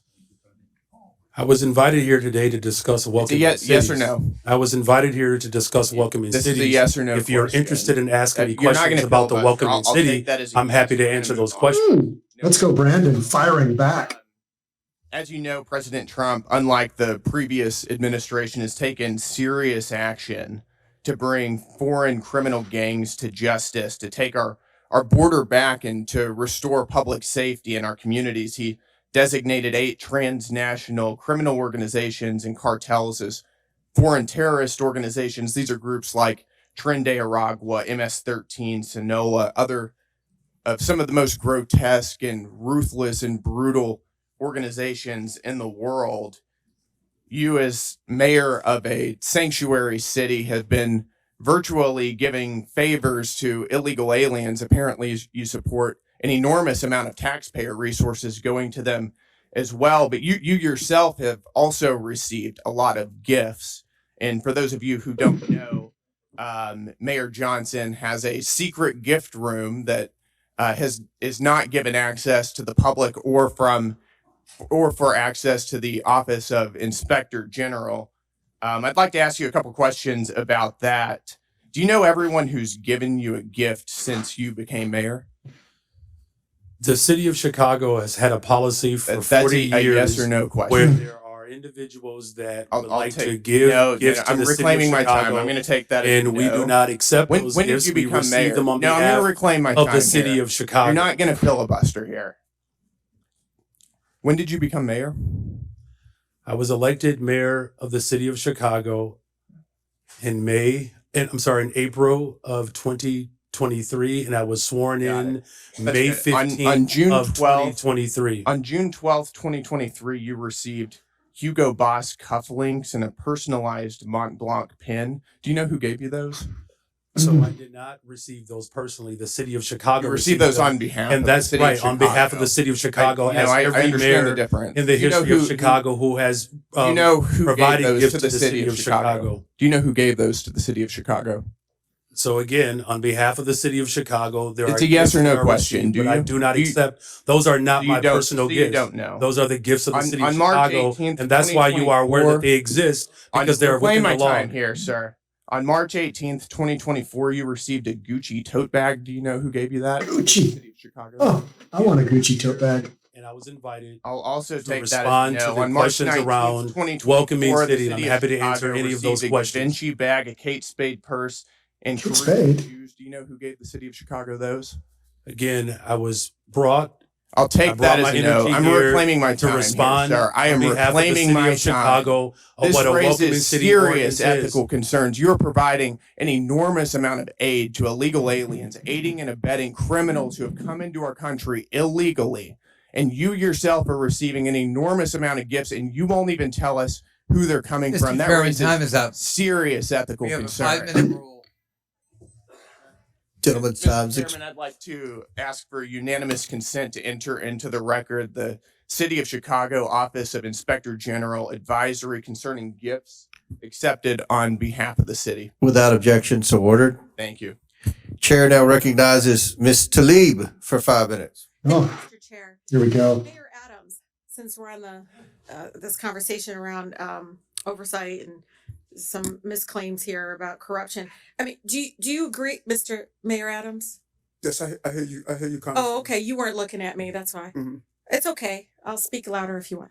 Do you agree to a quid pro quo deal to enforce the Trump administration's cruel immigration policy in exchange for protection from the federal corruption charges against you? And you are under oath, just as a reminder. Congresswoman, there was no agreement. There was no quid pro quo, and I've done nothing. Yeah. nothing So wrong. help me out here though. So the Trump official Tom Homan, we all know who he is. He said, "quote," I'm quoting him, "If he doesn't come through, I'll be in his office up his butt." Sorry, Chairman. Saying, "Where the hell is the agreement we came to?" End of quote. You're accusing the Trump administration for lying? Or did they lie? What agreement they're lying then? Mr. Homeland and I both agree we will fight dangerous criminals, and we've never had any conversation about my case. Okay. So Mayor Johnson and Johnson and Wu, I'm sorry, I can't get that. You can just call it Chicago and Denver. There you go. This is really important, as a child of immigrants, and I think many of my colleagues on that side of the aisle have beautiful, diverse communities as well.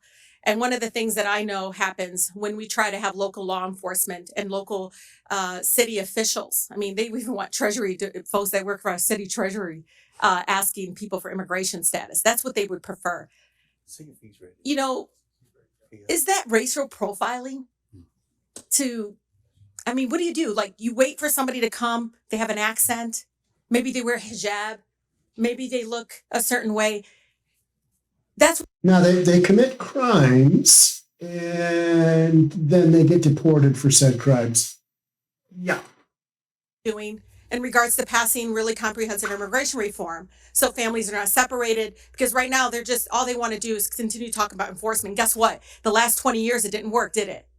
It isn't working. So one by one, it's working. talk about that, because I know my mother, who's been here for over 50 years, is carrying her passport, her U.S. passport, for the first time in her life, and she ain't traveling nowhere out of the country, but she's carrying it because she knows her beautiful accent. It's beautiful. I love it. And just so fearful of being stopped and being asked her immigration status. She knows she'll be racially profiled. Is she a criminal? Because if she's not, doesn't have much to worry about, right? Thank you, Congresswoman. I would just agree. We don't think it's relevant to know someone's status when they come into a public library to check out a book, or if they come to the hospital for service, or if they come to register their child for school. The Constitution says you're entitled to an education. Our job is to provide it. So we think that's unnecessary, and it just scares people away. Yeah, Mayor. Yeah, allowing local law enforcement in the city of Chicago to focus on city priorities, as well as making sure that there's trust between our immigrant communities and all of our communities. I've worked on domestic violence cases as a former immigration attorney. Absolutely. I'm telling you, this is deadly for women being abused. Deadly. It certainly engenders trust, and that's how we have driven crime down. You know what's deadly for women to be abused is human trafficking across the border. Sexual trafficking across the border. Status when providing city services. We also are clear to all our residents that we do not care about immigration status when we hold people accountable for doing harm in the community as well. Yeah, because when I hear sanctuary city, I hear anti-racial profiling. I really do. I hear like, okay, we're not here in the business of trying to enforce broken immigration laws that are inhumane, completely immoral right now. That's what I hear. And I, as a former immigration attorney, when I hear the story in Denver, and trust me, ICE is there waiting to pick them up. They sent 6 of them and they couldn't handle 6 of them couldn't take this guy that they're supposed to pick up. I don't, doesn't make any sense to me because they're there. They're pretending they don't know that as a fact. But one of the things that bothers me about all of this is the executive order of rescinding the sensitive locations. Why this is important. They basically want to do immigration enforcement and racial profiling and immigration enforcement that's race-based because look at, I'm at the Canadian border in Detroit. Do you know the majority of people coming down undocumented is Canadian? But guess what? It's still the brown folks that are overwhelming. ACLU did a study, is overwhelming the ones being targeted, detained, and deported. And so for me, the sensitive location, this is hospitals, schools, you know, this is like funerals. This was all a policy. And if you've committed a crime, Tom Homan will come and find you and deport you. Boy, we've been over this a bunch of times, haven't we? No, because this He time went over 22 more he seconds. spoke over him. He That went, was no, not he true. didn't. No, I didn't. What- Chairman, I never went spoke over him. No, not you. The mayor spoke over Brandon. Oh, well, I didn't. It doesn't matter. He went over 22 seconds. But go ahead I and just want ask your them to question. answer the question about the sensitive locations because this is something we all should be scared of because pastors are calling me because they're talking about churches being possibly having ICE agents show up at churches. Again, fear mongering. That's all that is. It went from 700 folks in the Parisian to 5 after that announcement. All right. Very good. Thank you. Thank you. Yep. Chair recognizes Mr. Fallon from Texas. All right, 43 seconds. That's a deal. All right. Mr. Chairman, thank you. Coming into this very important hearing, I suspected that Democrats would claim illegal immigrants pose no danger and would frame them as a sympathetic victim class completely glaze over the tremendous financial burden that mass unlawful migration places on the shoulders of the American taxpayers. And furthermore, they would completely ignore the grave dangers that violent criminal illegals pose to all Americans. It would be, the Democrats would use spin and deflection and woke wonderment and delusion, and some would even blatantly lie. And as they so often do, the left did not disappoint. The first claim that we heard was there were ICE agents ripping adorable children off adorable school buses.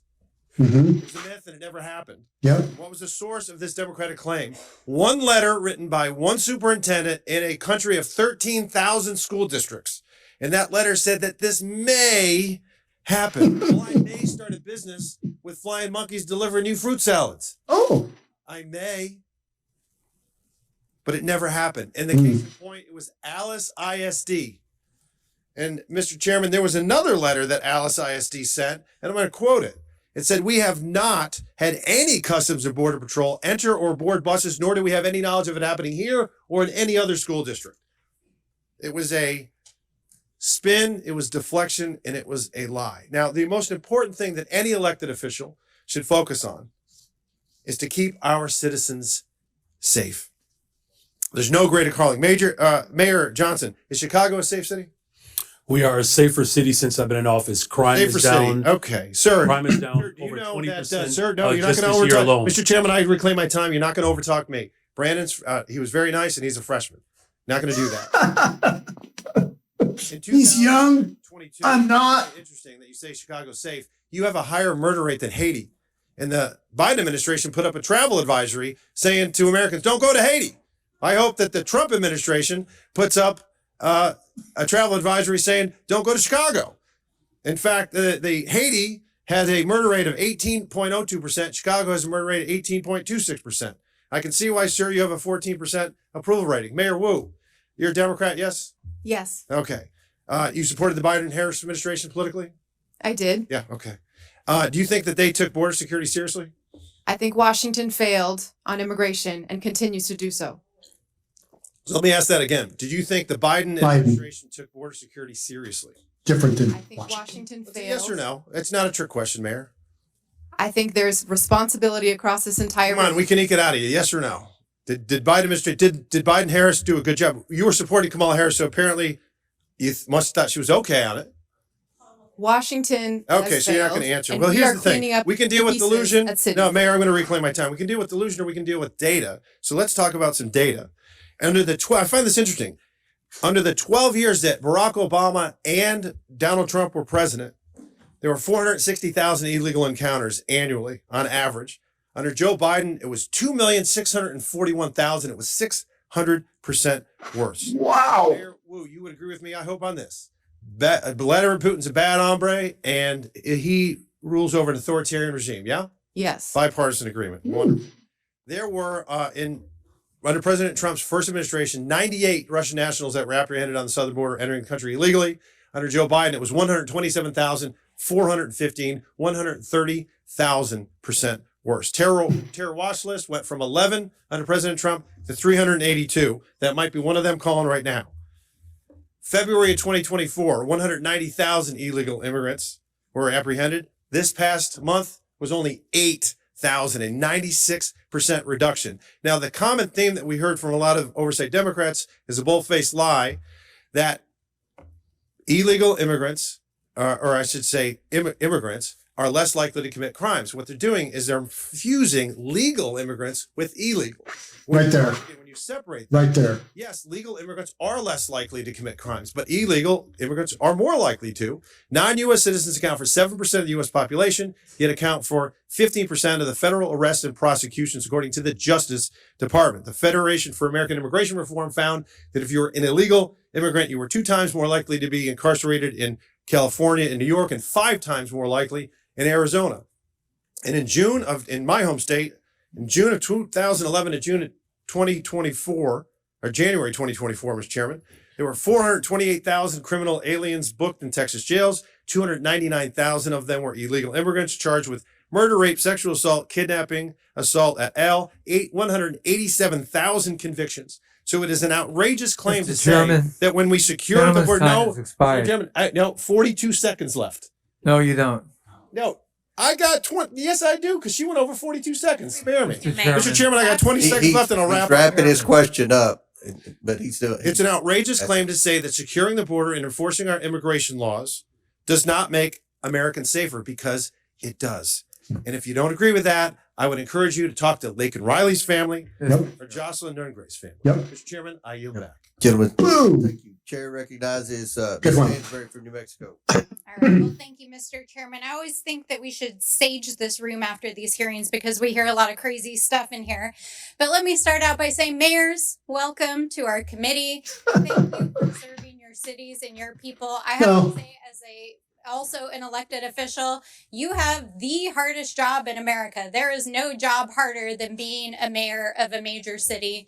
So thank you for serving your constituents. And I want to take this opportunity to especially acknowledge Mayor Wu, because not only are you the first woman to ever serve the city of Boston, if y'all haven't been watching, she is also the mother of a newborn who is here with her.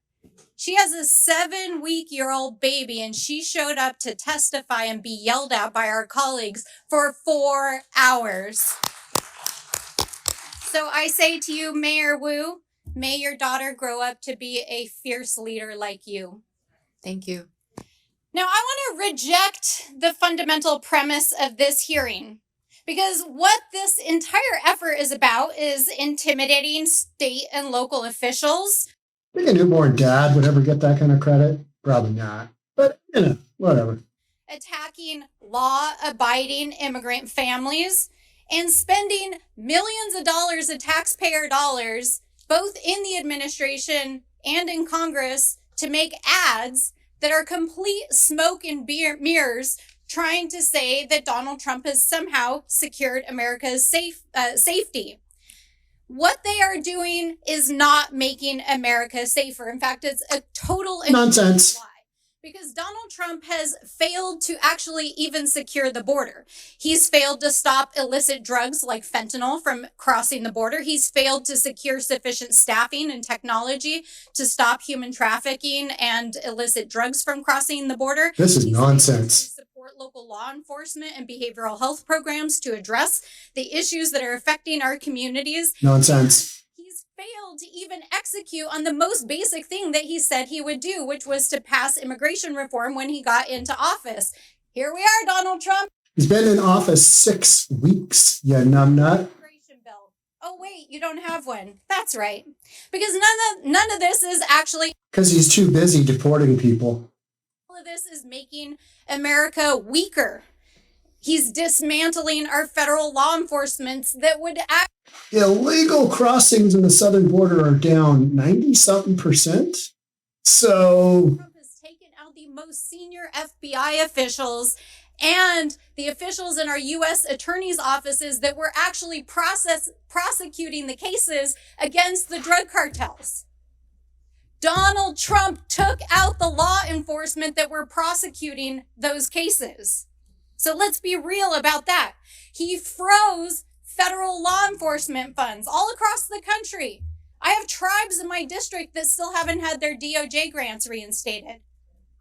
Let's be real about what's going on here. He's frozen funds to refugee resettlement and other immigrants groups permanently. Yep. Well, Outstanding receipts. okay. There are refugees and asylees that had waited decades to get to this country from war-torn parts of the world, and they literally had their flights canceled the last 2 weeks, while Donald Trump is sitting in the Oval Office and offering millionaire oligarchs a free ride into America with his gold visa program. Is this really about making America safe again? Is that really what he's about? Is that really what my colleagues across the aisle are about? Because what I can tell you, as a representative from a great city, the city of Albuquerque, a border state, is that we know what makes our communities safer. It means we stop drugs from coming into our country and our communities. It means that we support and we fund our law enforcement. It means that we fund our behavioral health system. It means that we support our mayors, our tribal leaders, and our state officials. It means that we invest in them.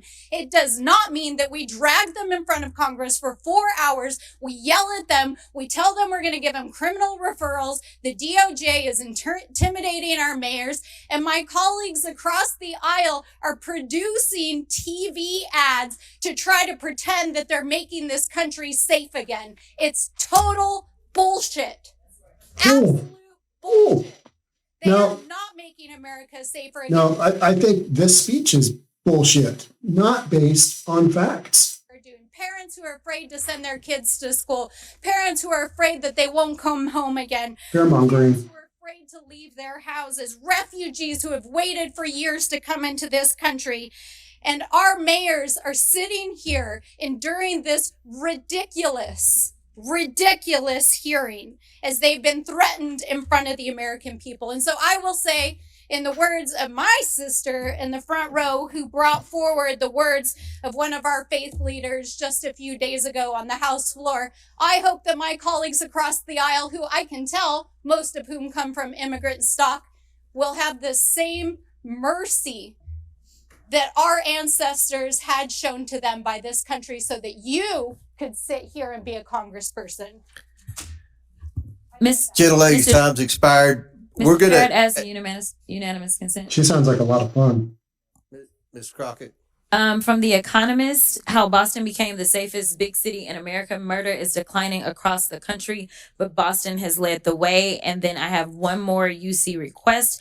It is from insightcrime.org. Gang violence in Haiti continued to surge in 2024, following a trend that began after the assassination of President in 2021. The country reported a record number of homicides in 2024 with over 7,000 murders for a rate of 62%, up from 40.9% in 2023. Without objections ordered, at the request of the witnesses, we're going to do one more questioner. It'll be Mr. Sessions from Texas. Then the committee will take a 15-minute break. Last questioner before the break, at the request of the witnesses, will be Mr. Sessions from Texas. Mr. Chairman, thank you very much to the panelists. Thank you for taking time to be here. I hasten to say that I'm probably not going to yell at you. I will not live up to the things that we've been accused of today, but I will say that I want to defend some actions that are being taken. I remember a few years ago when Boston had 2 illegal aliens who were they were known as criminal aliens, but they were known as on the watch list. They created a bomb that went off at the Boston Marathon. Only killed a couple people, but caused huge disruption. And it brought to light that the administration at the time and prior administration had allowed people who were on watch lists that we understood terrorism, criminal, and we were allowing them in the country. We watched forward as we moved about the rule of law being ignored. United States of America allows 1 million people to go through our process, the largest amount of anywhere in the world, 1 million people, and they go through a process. And I spoke at one of these ceremonies, naturalization ceremonies last May.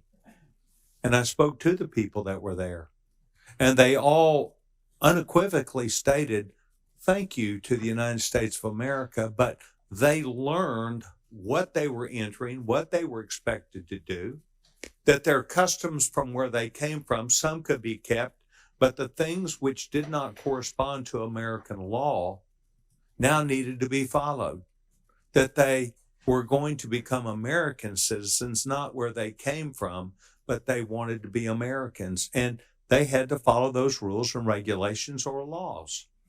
That we were very open to them being here and that they could legally perform the duties that they wanted. What has caused this mismatch is more than just the Boston bomber or people being killed, but rather the public interests in looking at what the charade that it caused all across this country, in particular in larger cities. Chicago, yes. New York City, yes. Other cities around the United States where people felt not only threatened, but it was activity that was seen as unbecoming to people who should be where they were and giving respect and thanks to a group of people who were allowing them to be here, i.e., a city that was not going to arrest them. But you see, what we really understood is if you were here illegally, they weren't going to arrest you even for a crime. They might have arrested someone who was a citizen and put them behind bars, but unless they really created a heinous circumstance, they were not going to be arrested. And so this created an aura around the United States that the American people understood.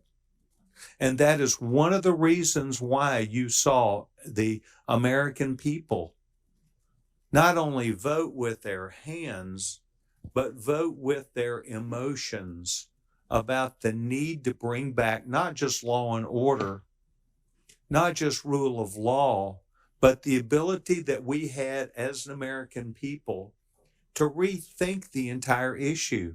And I do understand you think that this is all broken in Washington, D.C.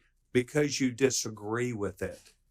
But what we've been allowing is the next president, whether it be Barack Obama, whether it be George W. Bush, whether it be Donald Trump, whether it be Joe Biden, to insist upon their own way instead of the law. The laws have been misguided, they've been misused, and they are taken advantage of. I think what we're trying to do today is to hear from you, not as we're accused, but rather thoughtful people, to hear you talk about your cities, the things which you encounter, and the things which you think are right. And by and large, and I've been in and out of this committee today, but we by and large heard it's more safe. It's not less safe. It's more safe because of what we do. And yet it comes at a cost and a price, and it creates circumstances. So I want to thank you for being here. I want you to remember that not everybody yelled and screamed at you. Some people actually showed up to listen And that is what I did today. I want to thank each of you because your modeling that you have been doing is something that we do need to pay attention to. Mr. Chairman, I yield back my time. Very good. So, yeah, a lot to unpack there, right? It's hard to go through individual segments and go, I really like that one.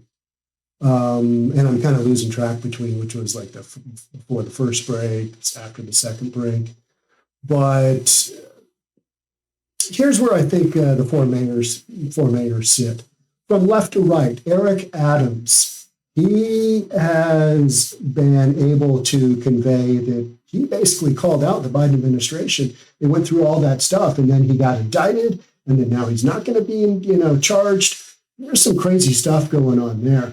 But Eric Adams, the billions of dollars that his city spent, and he basically called out the Biden administration and said, hey, you want to have all these, thousands of people coming to New York City, you're going to have to get some more money in here. Let's go Brandon Johnson. Brandon Johnson, Chicago. He is working off of memorized answers. If anybody asks him a question that's beyond a memorized answer, he kind of goes tilt. I think he's holding his own, but it's also pretty apparent that he's kind of overmatched here with a lot of these folks. And his approval rating at 6% or 14%, whatever it is, they're taking some pot shots at him. And you know what? I hear from folks in the city of Chicago all the time that he is not their favorite guy. Mike Johnston, Denver, he appears to be the most knowledgeable as far as his city, his policy, all of that good stuff. But his city has been probably the most overrun. Aurora, probably the most overrun. So, and unnecessarily so, right? Denver, up far left. I shouldn't say far left, the whole Denver thing is wildly unnecessary. Michelle Wu, just a hardcore Democrat, misguided compassion for everybody. Doesn't, we take anybody in. Well, that's kind of a problem. So I haven't heard anything from her that really makes a lot of sense. I've heard stuff from the other three. Basically, Eric Adams and Johnston, there's been some information there. I'm like, okay, all right. But we're still exactly where we're at, which is they're trying to deflect all of this, trying to deflect all of these accusations, with the exception of Adams, who's basically saying, it is what it is.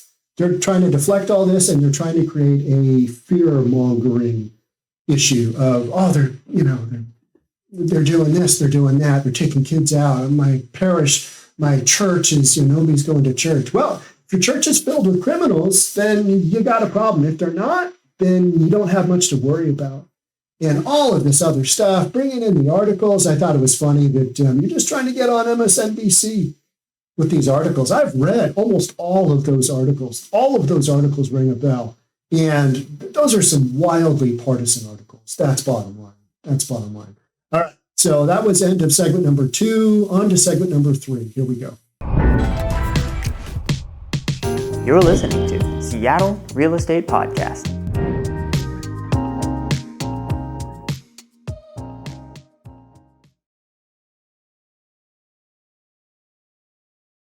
All right, follow the logic here. You've got people out on the street selling illegal substances. In order to start preventing them from selling illegal substances, we close the shops that are selling legal substances. Yeah, that's what we're doing in San Francisco. That's literally what we're doing. We're putting a curfew on those stores so people out on the streets don't sell you-know-what. Does that make any sense to you at all? Yeah, me neither. Let's watch this video.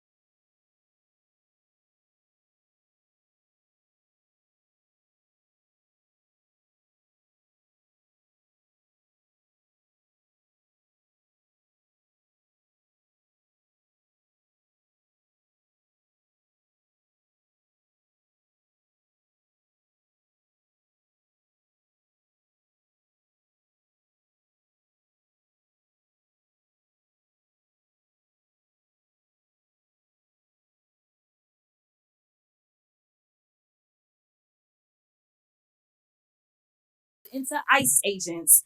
They have this fake outrage about how immigrants are stealing resources and jobs from Americans when residents of Boston, Chicago, New York City, and Denver are subsidizing public services in their districts and their states because the Republicans refuse to ensure that their constituents earn a livable wage.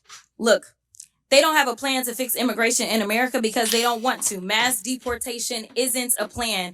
Arresting kids in schools or worshipers in church isn't a plan. But there are important points to discuss as it relates to immigration in America. So, Mr. Beer, in January, you testified before the Judiciary Subcommittee on Immigration, Integrity, Security, and Enforcement. During that hearing, we played a little game called Rhetoric or Reality. Do you remember that? I remember, yeah. Okay. Well, let's go ahead for round 2. Why don't we? Rhetoric or reality? Immigrants are a burden to the American taxpayers because they deplete our federal resources. That would be rhetoric. Correct. In fact, the Congressional Budget Office estimates that immigrants will lower U.S. deficits by a cumulative $1 trillion and increase the U.S. economy's size by nearly $9 trillion over 10 years. Is that correct? That is correct. In 2023, 47 million immigrants paid nearly $652 billion in taxes, $58.1 billion in taxes alone into Texas.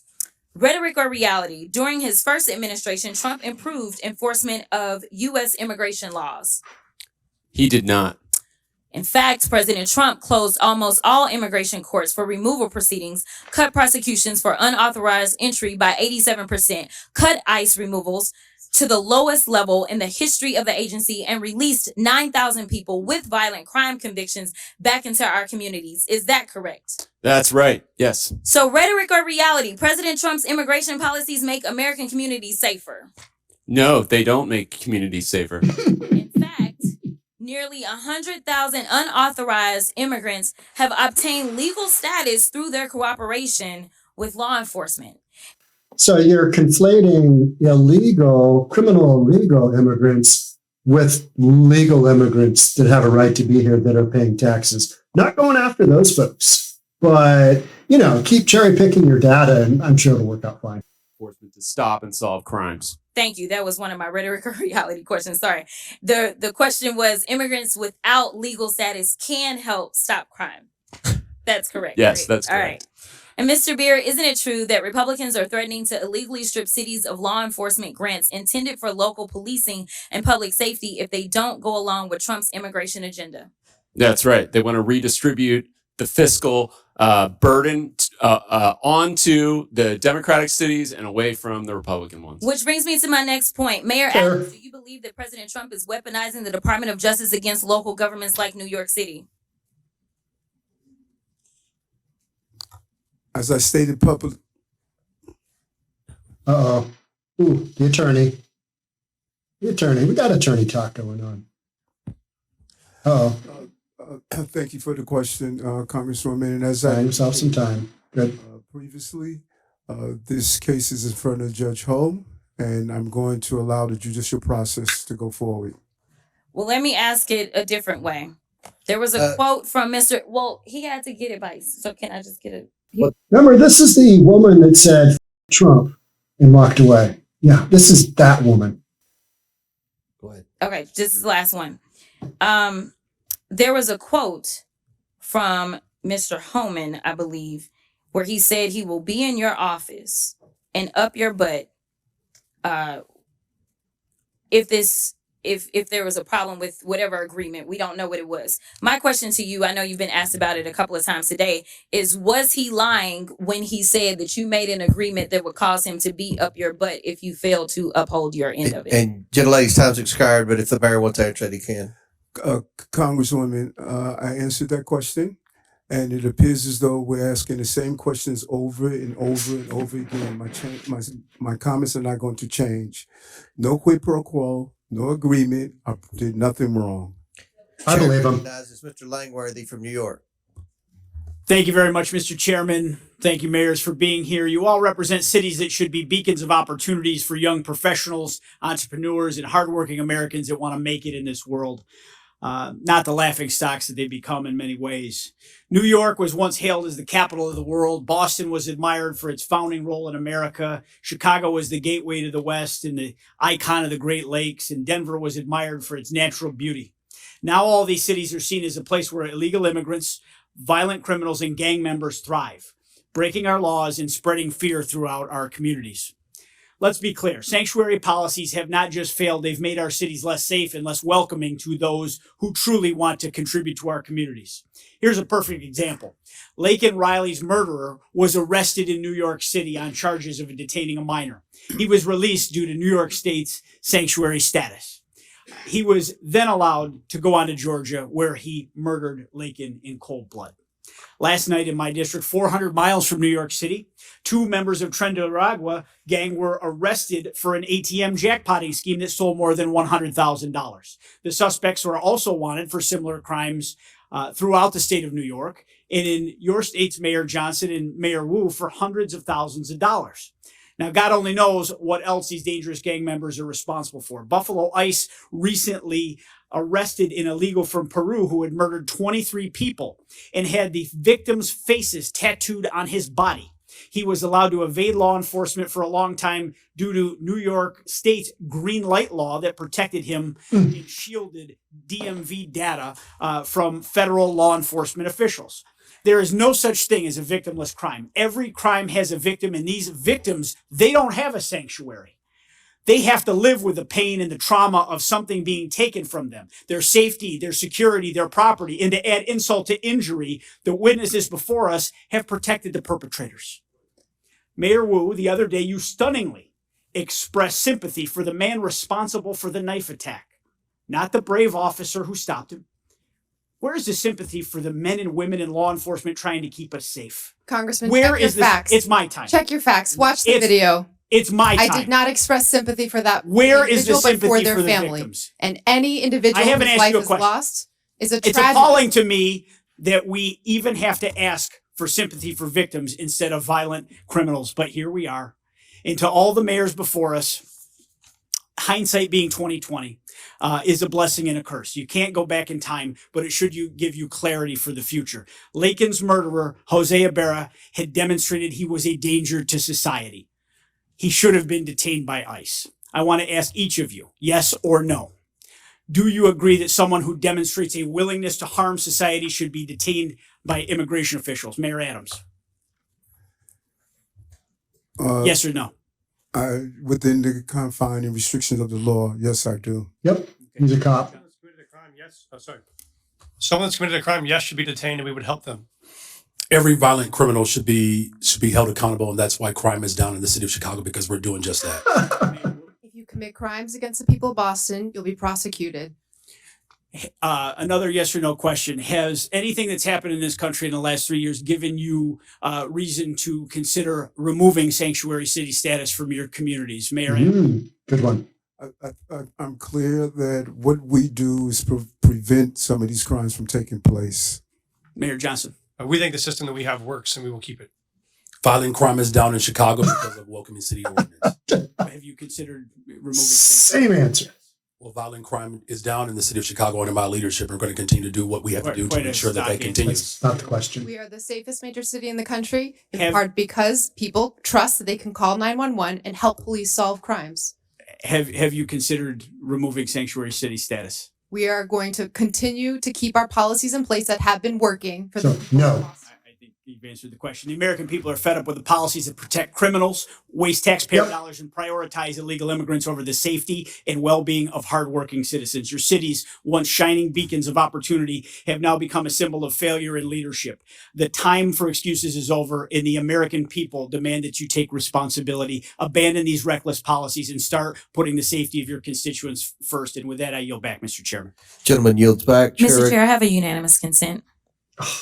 Another one of these. From usafacts.org, which states rely the most on federal aid? The number 3 highest proportion of federal funding that a state relies upon is the state of Kentucky, your state, Mr. Chair. Without objection, so ordered. Chair recognizes Ms. Simon from California.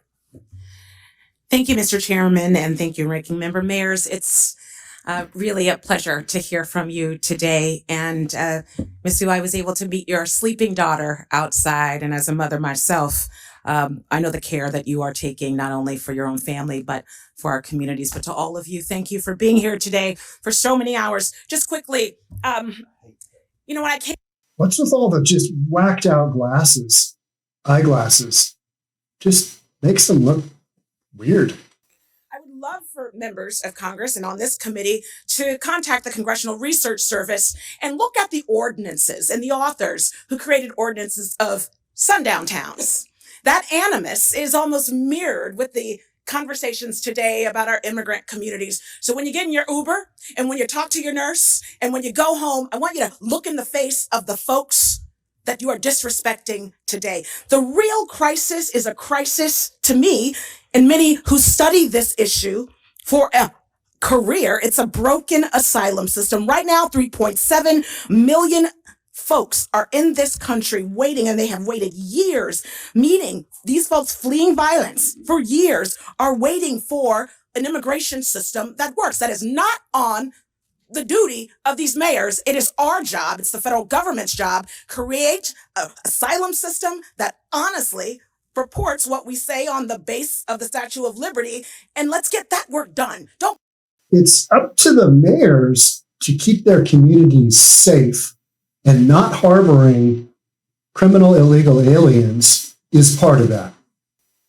Cortez. I thank the Congresswoman. I'd like to start with some questions prior to my recognized questions.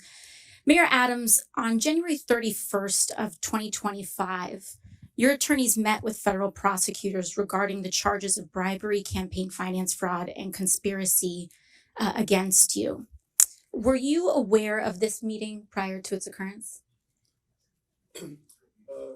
Congresswoman, Microphone, please. I'm sorry. As I stated to your colleagues, and I'm going to continue to state because we're asking the same question over and over again. This is a new question. This case is in front of Judge Ho, and out of deference to I our understand, criminal Miss justice Mayor Adams. process, I'm going to Mayor Adams, refer this as your to the counsel, court. I'm sure will inform you. The only permissible way to refuse to answer a question during a congressional proceeding such as this is by pleading the Fifth Amendment. Deference to the judge is not a permissible excuse for not answering questions during a congressional hearing. Is it your intention to plead the Fifth today? Councilwoman, you said the only way that you can't answer a question is to plead the Fifth. I am answering your question. I'm answering your question directly. That You are not, Mayor Adams. Okay, I believe I am. I will ask it again. Were you aware of the meeting between your attorneys and federal prosecutors on January 31st? Answering this question is a yes or a no. And I'm going to answer it again. Out of deference to Judge Ho, with this case, That is not an answer. Is going to deal with the outcome of the case. Mayor Adams, is it your intention? That's what he's going with. Comply with these questions?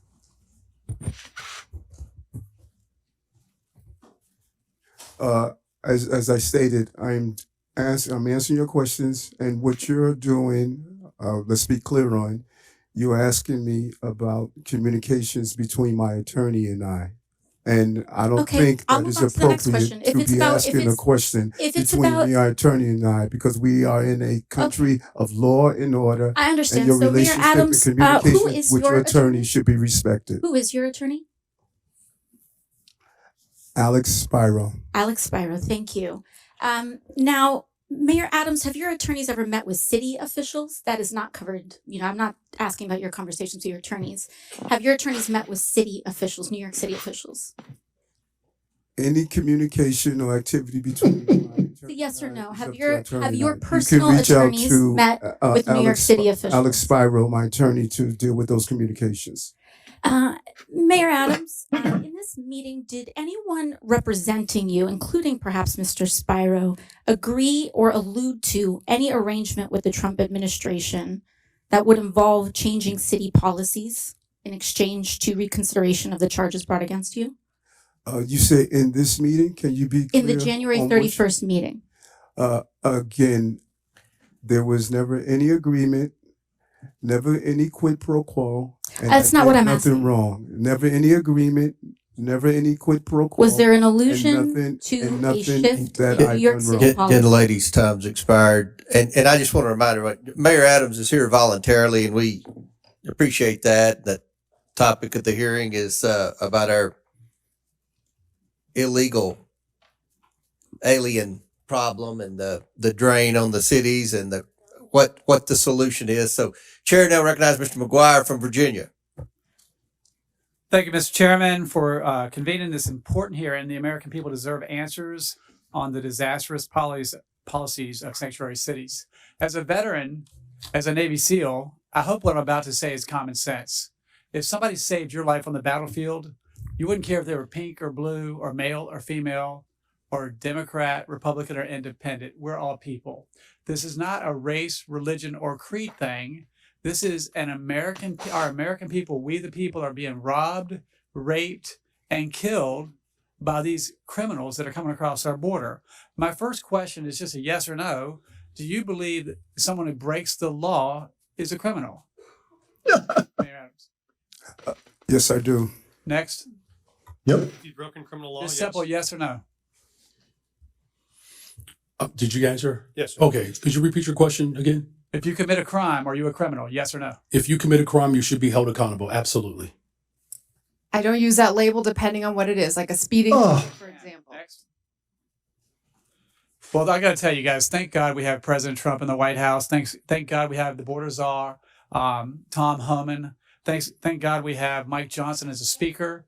Thanks God we have Leader Thune in the Senate. And thank God we have Hegseth, Rubio, and everyone else. Over the last 4 years, the American people have been robbed, raped, and killed. And the left doesn't talk about that. They want to say that people might be scared in their homes. Well, what about the families whose members have been killed and persecuted? The border has been cleaned up in just a matter of weeks. Border crossings are down 97% in just a matter of weeks. And over the last 4 years, we've been getting lip service like we want to secure the border. 80% of Americans believe we should secure the southern border. We are all elected leaders, and I assume you all sought these positions to help your citizens improve the quality of life in your city. It appears to me that left-wing activists want to create wedges in our society and cause the mayors of our great cities to ignore the oath of office and to support rule of law. Each of you took an oath that included an oath to support the Constitution of the United States, correct? Yes. Yes. Yes. Are you aware Correct. that Article 6, Section 2 makes laws of the United States supreme, known as the Supremacy Clause? Is everybody aware of this? Yes. I'm shocked Yes. that you all, as elected leaders, flaunt violating federal laws as if you are running a political campaign. We are a nation of laws. We lose credibility as a nation when we disregard or ignore the law and the people die. As of July 24th, there are more than 660,000 illegal aliens from criminal backgrounds roaming the United States. It is estimated that a total added cost of illegal aliens nationwide is $150 billion per year since the start of 2023. The federal government has spent more than $1.45 billion reimbursing local jurisdictions and non-governmental organizations that provide travel, shelter, and other service to illegal aliens. What about homeless veterans that are living on the street?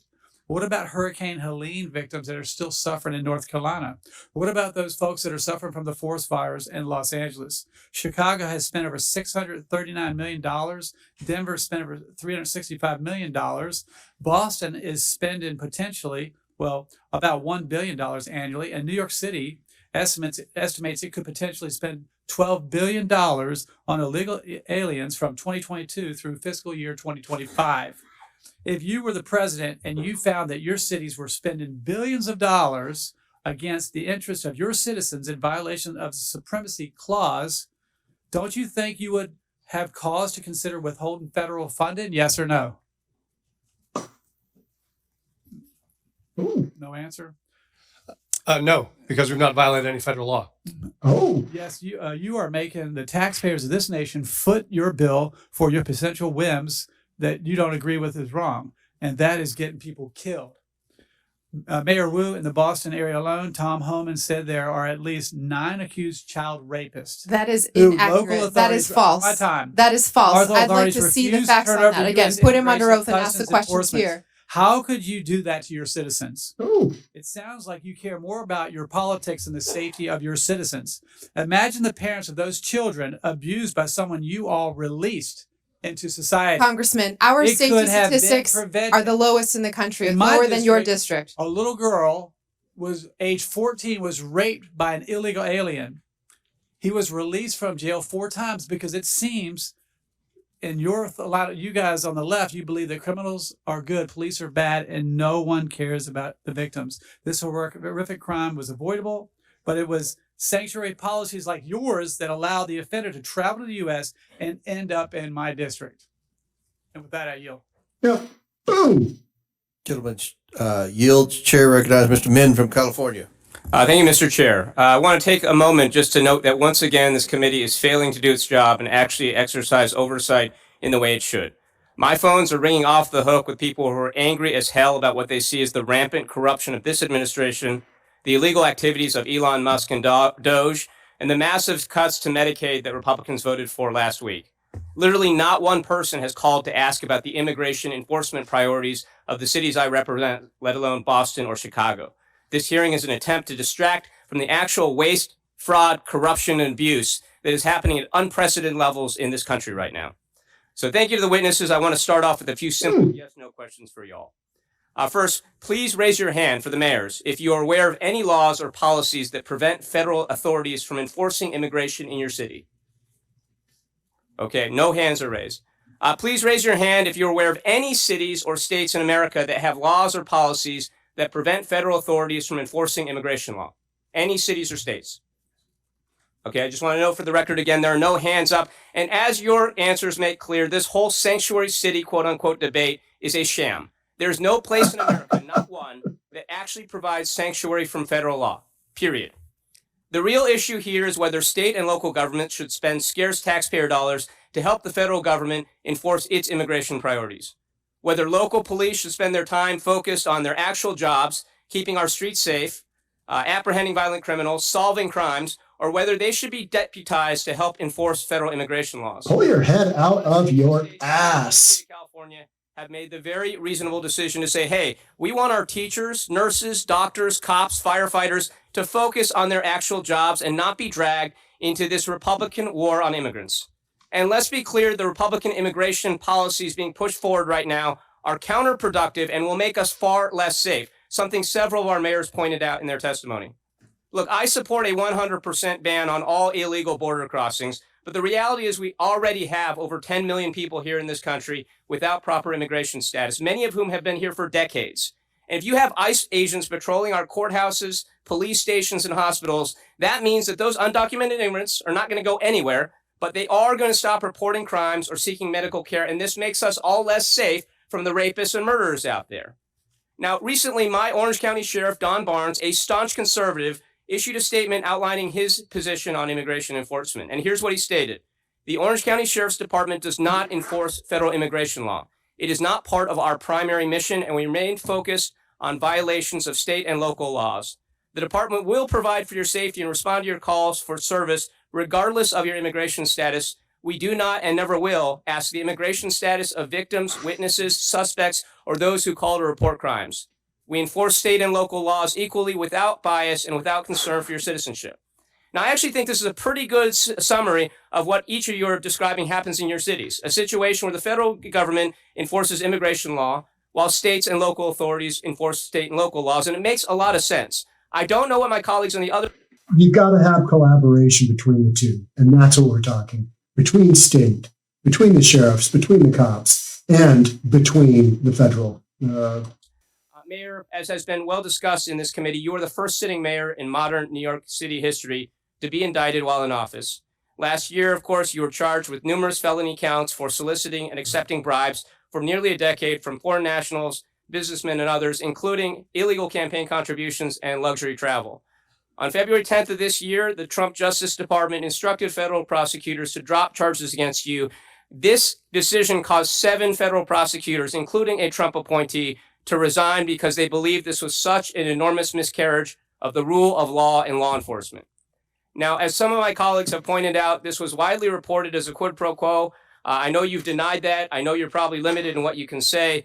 But a lot of people out there, including a lot of people in New York City that I know, believe that these charges were dropped in exchange for a quid pro quo for your agreement to help the Trump administration enforce its immigration policies. So my question for you, Mayor Adams, is actually a very simple one. It's clear that whatever your intentions, whatever actions you take, whether on immigration or anything else, you do not enjoy the trust and confidence of the people of New York City. So my question is, why haven't you not resigned yet? And do you plan to resign today or anytime soon?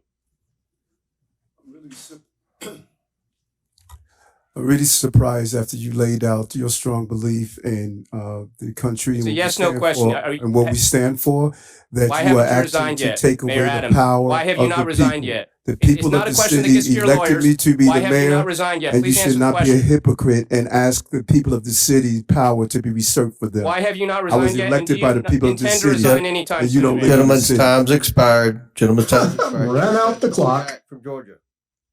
Mr. Chairman, thank you for convening this hearing, and I'd like to begin by offering some thoughts about our colleague from Texas, Congressman Sylvester Turner, who sadly just passed away, as some of you may know. Congressman Turner was a former two-term mayor of Houston, and as our witnesses can no doubt attest, being the mayor of a big city is not easy. Congressman Turner was a member of our freshman class, and his office is right next to mine in the Longworth House Office Building, and as such, I had an opportunity to walk with him to and from votes, found him to be an incredible gentleman with respect and courtesy. My colleagues across the aisle, particularly the freshmen, knew Congressman Turner better than I, so I certainly yield to them on this topic, but I wanted to at least mention my own thoughts for the record. Now, to the topic of today's hearing, I prepared for today's hearing by chatting with some of the mayors from my district, from those who represent just a few hundred to those who represent a few thousand, and I found a common theme of frustration. They, along with me and many other constituents I proudly represent in Georgia's 3rd Congressional District, want to know why policies are in place that benefit citizens of other countries at the expense of citizens of our own country. So if I could, Mayor Johnson, I'd like to start with you from Denver. I know Chairman Comer in his opening line of questioning discussed an ordinance passed by the Denver City Council in 2017, and I recognize you had just left the state Senate by then. But this ordinance prohibits city and county employees from assisting the enforcement of federal laws or inquiring about a person's immigration status. So I just have to ask, do you see a benefit in learning whether or not someone charged with a crime is a citizen of another country? Thank you, Congressman. I do just want to say Mayor Turner hosted me in Houston when I first became mayor, so that's a powerful statement for me. Thank you for acknowledging it. Thank you, sir. We don't ask someone's status when we first contact them because it's not relevant to whatever charges we may be pursuing. They may list their country of origin on a document that we ask for. It does not indicate their immigration status. They could have legal status but be from another country. Thank you. Mayor Johnson of Chicago, do you see a benefit in asking someone charged with a crime whether or not they're a citizen of our country? The benefit of community safety is trust between local residents and law enforcement. And that relationship is critical to driving violence down. Under my leadership, violence has gone down in the city of Chicago. And Mayor Johnson, if I can ask, have you ever disciplined, fired, or arrested law enforcement officers or correction officers if they notified ICE or other federal immigration officers of an illegal criminal alien in lockup or courts in violation of your sanctuary city policies? Have you ever disciplined, fired, or arrested a law enforcement officer that worked with ICE? That is not, I don't believe that's under the jurisdiction of the mayor. I don't arrest people or. Are there issued memos in which you direct Chicago officers from not assisting with enforcement in immigration law or helping ICE identify folks who may not be here illegally? We do have documentation around making sure that the residents of the city of Chicago know their rights. That's important because it builds trust between law enforcement and community. By having that confidence and trust, people are more likely to come forward to report violent crime regardless of their immigration status. Well, I have to submit to the record, Mr. Chairman, an article from News Nation Now, January 21st, 2025, in which it says Chicago police reminded they cannot cooperate with deportations. And if I may ask, Mayor, are there any memos? Thank you. Are there any memos that direct Chicago police to not cooperate with President Trump's deportation plans? Well, so local law enforcement, we're not federal agents. So local law enforcement there you have it. in the city of Chicago, they do not dub as federal agents. But that having been said, from your mayoral office, have you ever issued memos to the police department instructing them not to cooperate with President Trump? We remind people of what the welcoming city ordinance entails. Would you submit to the committee any written documentation to the Chicago Police Department as it relates to this? For the Welcome in City ordinance, we're happy to make sure that this body has that ordinance, and that policy has been around for 40 years. Thank you very much. Mayor Wu, back to my line of questioning with Mayor Johnston and John Sten. Do you believe that if you are asking someone who's been charged with a crime, whether or not they're here in our country legally, is that a proper and beneficial thing to do? The laws of Massachusetts and the Boston Trust Act help Boston police solve crimes. We do not ask for immigration status because it allows for people to trust that when they call 911, when they have information that might help bring justice to another family, that they feel comfortable sharing that. Thank you. And Mayor Adams, in closing, obviously you know the police very well. Do you see a benefit in asking folks who've been charged with a crime whether or not they're a legal citizen? Yes, I do. With that, Mr. Chairman. Yes. Gentleman yields Thank back. you. Chair recognizes Ms. Gillen. Thank you, Mr. Chairman.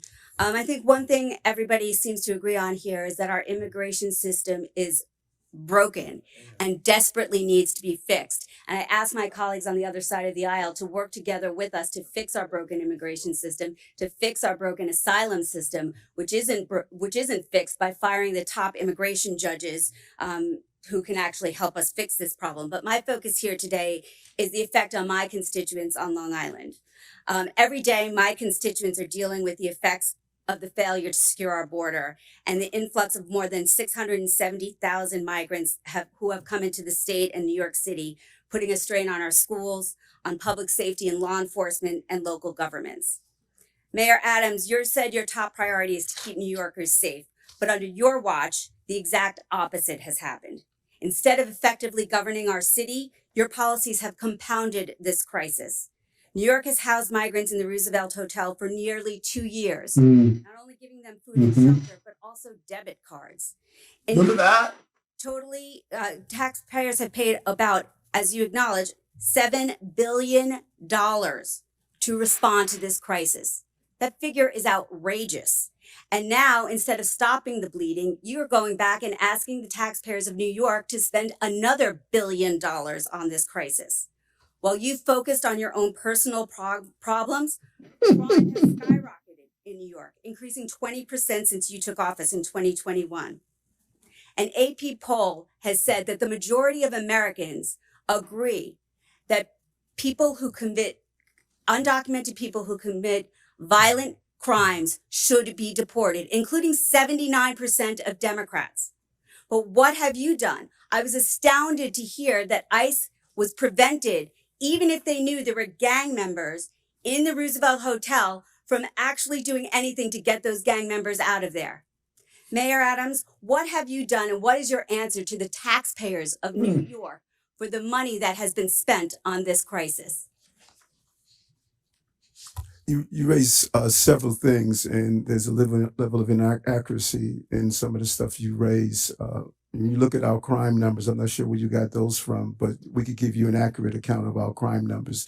Crime has continued to drop since I've been the mayor of the city. We have moved over 20,000 illegal guns off our street. And although we had 230,000 migrants and asylum seekers that came to our door, 189,000 were able to go on to the next step of their journey. We managed a crisis. Congress makes our immigration policies, not mayors. I managed a crisis that was dropped at my door. And I continue to do that every day. And I'm proud of what my team did coming out of COVID and managing this crisis as well. Our city has more private sector jobs in the history of the city. We received our bond rating increase and stabilized. Our city is functioning, and we're going to continue to do the job that I was elected to do. So spending $8 million is $1 billion is a good job.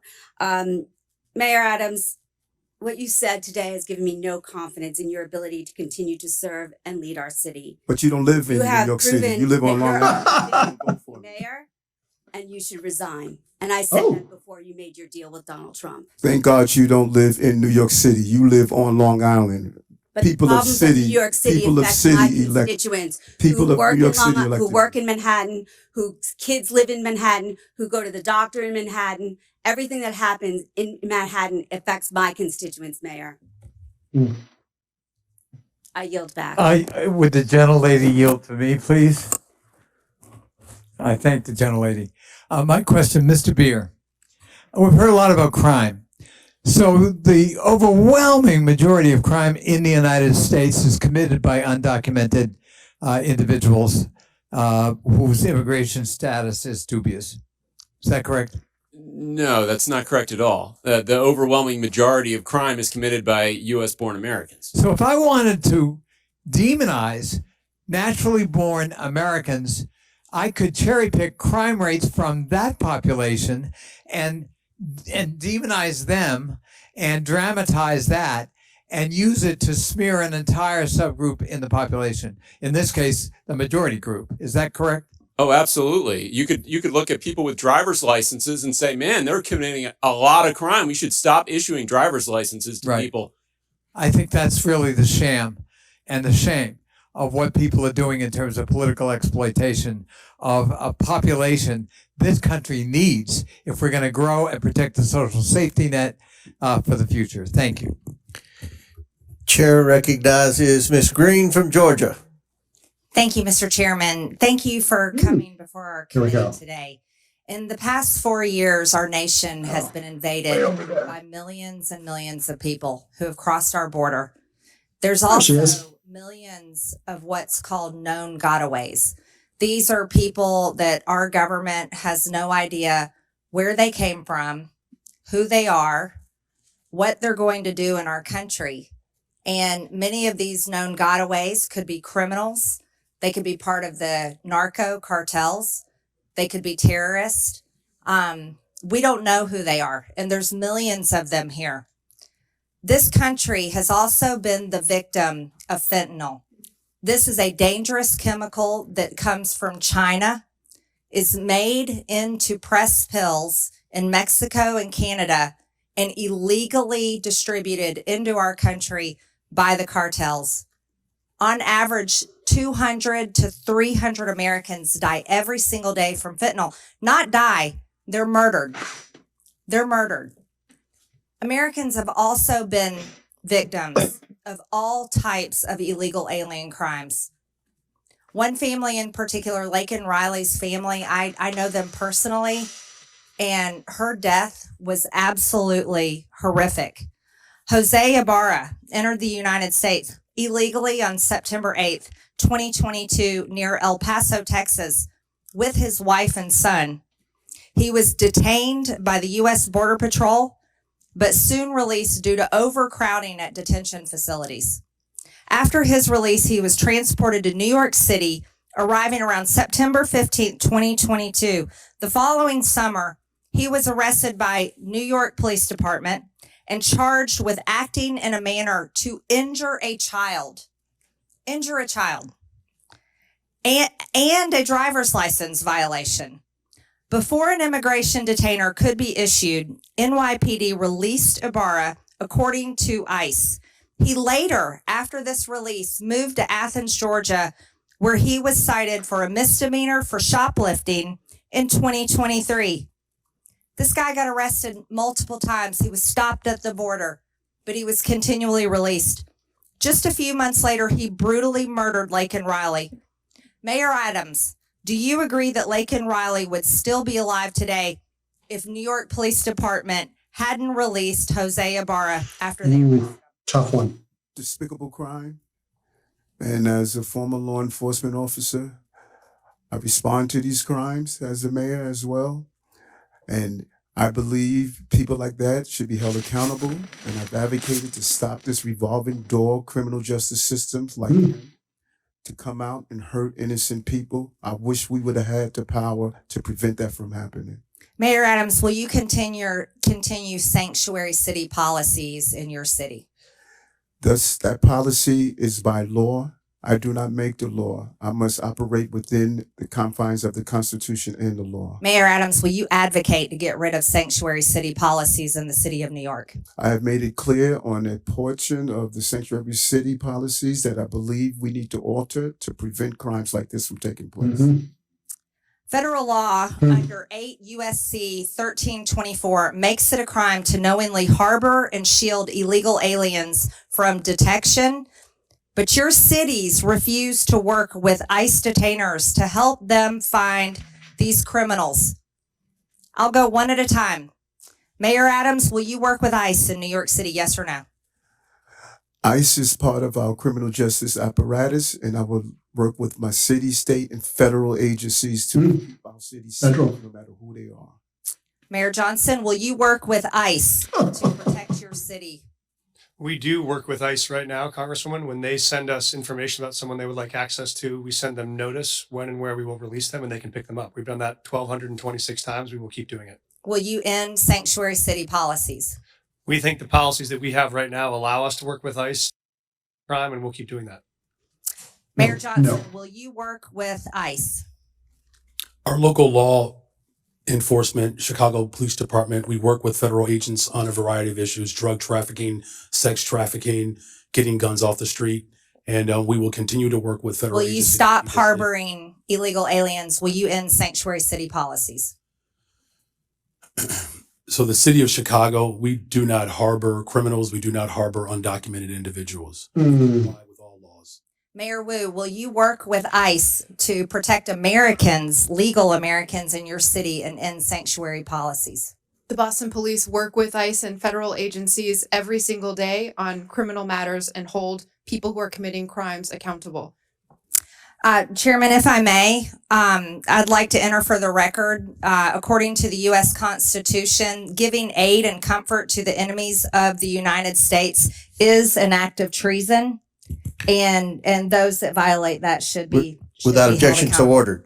Thank you. Chair Dale recognizes Ms. Ocasio-Cortez. Thank you, Chairman. Again. Now, Mayor Adams, are you aware that the former acting U.S. Attorney Danielle Sassoon was present at the January 31st meeting between your lawyers and federal prosecutors? As I stated, and you, Congresswoman, you appear to want to ask the question over and over again, and so I can only No, give these you are the very different appropriate question questions. over and over again. That this Okay, case I is understand. whether Mayor Judge Adams, are Ho you not and answering Joe this Ho question because you will believe be you will able to incriminate respond yourself? to the movement I of this understand. case. Mr. Chairman, I deference would him. like I to would like submit have him to handle the it. congressional record Danielle Sassoon's resignation letter from the U.S. Attorney.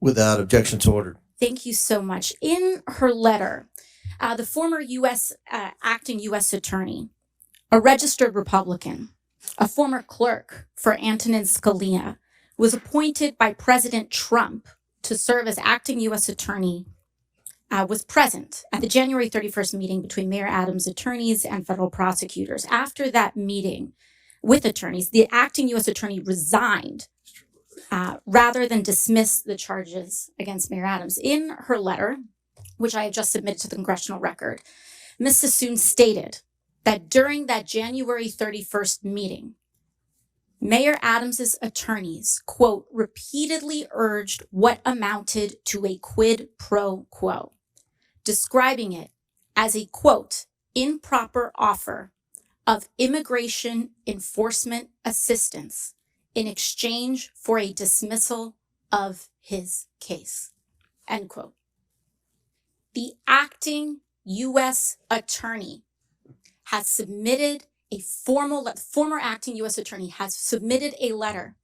And Mayor Adams, do you know how many federal prosecutors total resigned rather than file the motion to drop the charges? It was reported that 7. 7. Correct. Mr. Chair, I would like to submit another letter from Hagan Scotton, his resignation letter. Without objection, so ordered. Mr. Scotton was an assistant U.S. attorney who also attended the January 31st meeting between your attorneys and federal prosecutors. He also resigned rather than drop the charges. In his resignation letter, he stated, and I quote, "Our laws and traditions do not allow using the prosecutorial power to influence other citizens, much less elected officials." 7 federal prosecutors, the acting U.S. attorney, the assistant U.S. attorney, all gave up their entire careers, Republicans included, then drop these charges because of what they saw transpire in that January 31st meeting. This is important not just for the city of New York, but for the people of the United States of America. Because what is being alleged is genuinely not just about what may or may not have occurred from the mayor's office and with the mayor, but what is happening at the Department of Justice. And that's what I want everyone to understand. These are not Democratic U.S. attorneys. These are Republican U.S. attorneys that have trained under Republican appointed Supreme Court justices who have stated that there is and suggested as well, that the prosecutorial power at the Department of Justice. AOC, get to your point. What's your point? You've been hammering on Eric Adams, question after question after question. What do you want to ask? They would have preferred to give up their entire career. 7 lifelong public servants involved in law enforcement, mind you. And to that, when it comes to the fact that this may or may not have anything to do with this hearing, respectfully, Mr. Chairman, this is about specifically immigration enforcement in terms of that. And this right here is the 4-alarm fire that everyone must be paying attention to. Because if it's not just in the mayor's office of New York City, what other city, what other individual, what other municipality leader can be next? For a party that talks about states' rights and municipal rights, we must defend, yes, the rule of law, including in the Department of Justice. And with that, I yield back. Gentlelady yields back. Chair recognizes Mr. LaHood from Illinois. Thank you, Mr. Chairman, and I would thank you for allowing me the opportunity to wave on to this important committee hearing today. I want to thank the witnesses. I represent a district right outside of Chicago, the excerpts of Chicago representing Rockford, Bloomington Normal, Peoria. And I want to thank you, Mr. Chairman, for having this hearing. It's past time that individuals like the mayors we have before us come before us and explain to the American people why you continue to fail to enforce the laws of our country and allow illegal immigrants to flood into our communities. And it's clear to me that sanctuary city policies have significantly harmed our once great cities, which is very, very unfortunate. During my time as an elected official, I have strongly condemned the policy around sanctuary cities and the impact it's had on the state of Illinois. And I believe every sensible resident in Illinois knows these policies have further harmed the economy in Illinois, increased crime throughout our state, and endangered hardworking, law-abiding Illinois citizens. I want to turn my attention to you, Mayor Brandon Johnson of Chicago. As I've watched you over the last 2 years that you've been mayor, I've been amazed at how tone deaf you have been and how oblivious you've been to the decline of Chicago. And I say that looking objectively at a number of things. Out of control crime in Chicago, people scared throughout neighborhoods on the west side, south side, north side. Morale has never been lower with law enforcement and CPD. Record number of police officers leaving the force. We have been hemorrhaging people out of the city of Chicago to the suburbs and elsewhere where they feel safe. Record number of businesses fleeing the city of Chicago. You couple that with record deficits, $2 billion deficit, the $2 billion deficit line of credit that you just had to take out this week. But you've spent $300 million of taxpayer money on illegal immigrants. And when I think about all of those things and I look at the strategy you continue to take, I mean, you're putting the interest of illegal immigrants above the interest of taxpayers in Chicago. But you continue to go down this path. And for the life of me, I can't understand it. So, Mayor, tell me why you continue to put the interest of illegal immigrants above taxpayers in Chicago. Great question. Thank you for your representation. Violent crime is down in Chicago. Well, let me reclaim my time. So I have a statistic here. Last year, Chicago had 573 murders. Down.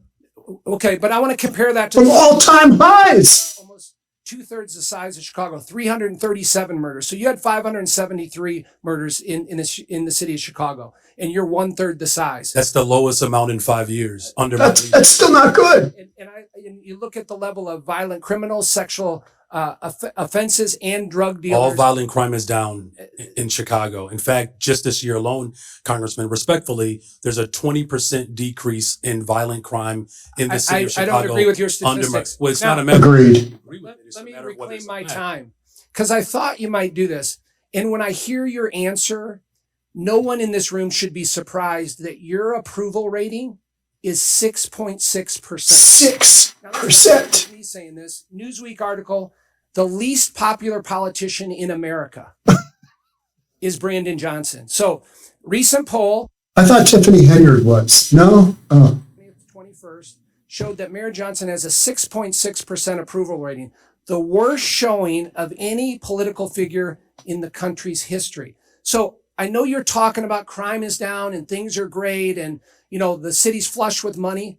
None of that is backed up by the people in the city of Chicago. Good point. And so I'm wondering why you continue to go down this path of failed policies, destruction to the city of Chicago, people fleeing, law enforcement at an all-time low. And I'm wondering if you have any remorse for that here today and can tell us why you continue to double down on these failed policies. Here we go. We've invested $1.25 billion for housing and economic development, particularly for Black Chicago. It's the largest investment in the history of Chicago. 45% increase in youth employment, particularly for Black and brown children. I will not apologize for my investments in the people of Chicago. We have one of the most diverse economies, the top universities. As violence continues to go down and investments continue to go up, that is what's most important. We've opened up 3 mental health clinics, the first mayor since the first Black mayor in the history of Chicago. I'm going to reclaim my invest in Mr. Mayor, I'm going to reclaim my time. in public health, and I will continue to make those Your investments. approval rating speaks volumes. Well, the people approve of my investments, and I will continue to 6.6%. make those investments. You're Thank you going the very wrong much. direction. You need to reverse your policies on sanctuary cities. That's what the election results were last year. Crime Right there. It's down in Chicago. were the number one issue in the election from Republicans. Oh, kills me. To actually help us continue to invest in these programs that continue to drive violence down in the city of Chicago. And I'm willing to work with you. And I'm glad I had a chance to finally meet you for the first time. So let's go Brandon Johnson. He is the nice version. And I don't believe he has criminal intent. Whereas Tiffany Henyard might have some criminal intent, probably has some borderline criminal intent. I don't know what the deal is with Tiffany Henyard's Small Woods and that whole development deal with the restaurant and the building. Oops, we got to get back. But a lot of the same traits. Just ignore the fact that your constituents are saying you're doing a terrible job and say that you're doing a great job. Same thing. Established by a Black Haitian immigrant and a Potawatomi woman, a city that has invited immigrants from around the world, a city that was built by the formerly enslaved, my ancestors.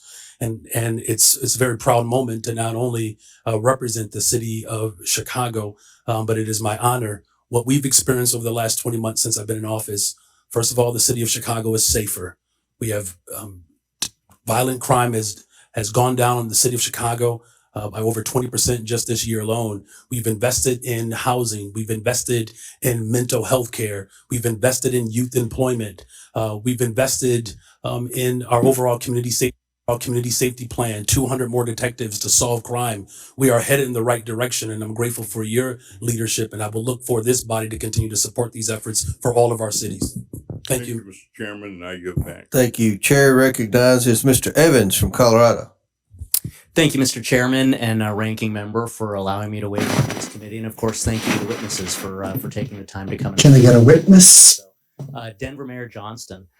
I'm a Colorado native, grew up in and around the Denver metro area, also Latino, grandson of an immigrant from Mexico. And I also served for 12 years in the U.S. Army, Colorado Army National Guard, and in the Denver metro area for another 10 years as a police officer. And unfortunately, as a Denver metro area police officer, I've seen firsthand how public safety in Colorado and in Denver is plummeting. When I started my law enforcement career, Colorado was ranked 31st in the nation for our crime rate. We were ranked 3rd in the nation last year. Denver, 6 years ago in 2019, they didn't even make the top 50 most dangerous dangerous cities in the country list. This year in 2024-2025, U.S. News and World Report ranks Denver as the 10th most dangerous city in the country. Denver has twice the homicide rate as San Francisco. We've lost more than 7,000 Coloradans to illegal drug overdose deaths since 2020, with a significant percentage of that coming from illegal drugs like fentanyl. And we know from criminal intelligence that in the Denver, Colorado area, almost all of that fentanyl is being trafficked by illegal transnational criminal organizations, the Jalisco cartel and the Sinaloa cartel. We've seen a massive increase. This is just a recent headline. We've seen an increase in Tusi, which is the drug of choice of Tren de Aragua in the Denver metro area. And we've seen headlines that show that overdose deaths in the Denver metro area remain stubbornly flat despite falling in pretty much everywhere around the country. In terms of violent crimes, Denver's had over 6,400 violent crimes. So that's including things like 689 sexual assaults, over 1,200 robberies, over 4,400 aggravated assaults. And again, depending on which database you look at, anywhere from 65 to 71 homicides. Again, double the homicide rate of San Francisco. So the first question to you is, for those homicides, do you know how many of those were committed by people illegally present in the country? Thank you, Congressman. Zinger. Answer that because I think you may have some bad facts. I'm happy to clarify them for you. In terms of what's happening in Denver right now, as we know, crime is down in Denver from last year to this year. Reclaiming my time, Mayor. Do you know? I do want to answer the question you phrased. Reclaiming my time. Do you know how many of those 65 to 71 homicides were committed by people illegally present in the country? And I'm happy to know all of the sources for my facts. We don't ask anyone's status at point of arrest. We do Maybe you should. Maybe you should.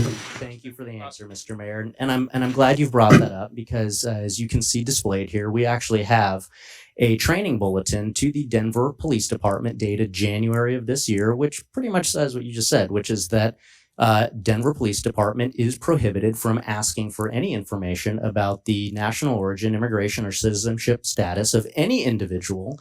And that's a problem because of the second item that we're going to display here, which is the standard FBI fingerprint card, something that I filled out for over a decade when I was a police officer, which has those items as mandatory fields, location of birth, and then the citizenship. And so I've heard, being a cop in the Denver metro area, that police officers in Denver are being told not to fill out those mandatory fields in the FBI fingerprint card, which could potentially indicate why you're unsure of how many of these crimes. So the second question is, will you allow Denver police officers to fill out all of the information on an FBI fingerprint card to including asking for and recording the citizenship status? Thank you, Congressman. Right now, under city ordinance, we do not ask someone's status at point of contact, and that does not prejudice in any way our prosecution. We believe it doesn't matter where someone's from. Thank you, what Mr. crime Mayor. they Next. did. So you're not regardless. you're not filling out the FBI fingerprint card as required? Right now, we are filling out information when folks arrive, and none of that information prevents us from prosecuting them to the full extent of the law, which is what we do. So no. So not filling out the FBI fingerprint card, which would directly contradict your statement that you want people who are illegally present in the country and committing crimes to be held to account for those crimes. And I think that the statistics that we've gone through in the space of crime show why Denver is specifically cratering in their public safety statistics as compared to major cities around the country. That's just actually false. I can show you my statistics. And as a police officer, I am here to make sure that we are uplifting the voices of the victims of these crimes who are being taken advantage of in communities that provide sanctuary to dangerous illegal criminal gangs like Tren de Aragua, which your jail released just last week. We talked about somebody back into the community. We must take care of our victims. I brought legislation, the Uplift Act, to focus on this. We're here to protect the victims. And Mayor, I would ask you to join me in that. We've already done that. Yield and back. We'll keep doing that. Thank you. Chair recognizes Mr. Crank. Throw that mic down. Chairman, one moment. just quick UC. I would ask unanimous consent to enter the record an NPR article entitled "Criminal Records of January 6 Rioters Pardoned by Trump Include Rape, Domestic Violence." And I would also ask the correspondence between a number of us and the new Attorney General Pamela Bondi be entered into the record at this point. Without objection, so ordered. I move that no information from national propaganda radio be disseminated anywhere. Yeah. Now, Chair recognizes Mr. Crank from Colorado. Thank you, Mr. Chairman. Thank you for allowing me to wave on. This is a very important issue to the state of Colorado. And Mayor Johnson, thanks for being here. I know for all of you, it's been a long day. Appreciate you being here. Mayor Mike Johnston, Denver has an ordinance that prohibits city and county employees from assisting in the enforcement of federal immigration laws or inquiring about a person's immigration status. We've just talked about that. The city of Denver also has a legal defense fund to support individuals facing deportation. Denver's received more than 41,000 illegal aliens over the past 2 years, and due to its sanctuary status, has become a popular destination for illegal aliens. It's estimated that Denver spends more than $180 million a year supporting illegal immigrants. And in rare cases where ICE is able to apprehend an illegal immigrant in Denver jails, Denver forbids that transfer from taking place in the jail. Now, I just did a ride along with El Paso County Sheriffs. That's my home county. Colorado Springs, just an hour away. I just did a ride along with them for the safety of their officers, and the ICE officials. The community and the detainee do transfers in the jail with El Paso County officers present and with the handcuffs on. Now, that El Paso County method has never, ever resulted in the injury of an officer during the transfer. However, in Denver, you require that Denver Police Department release Tren de Aragua gang members to the quote unquote streets, uncuffed, and hope that ICE agents aren't able to apprehend them on their own. That's the hope. Let's just be honest. With no Denver Police Department officer there to assist if the situation turns violent, that's irresponsible.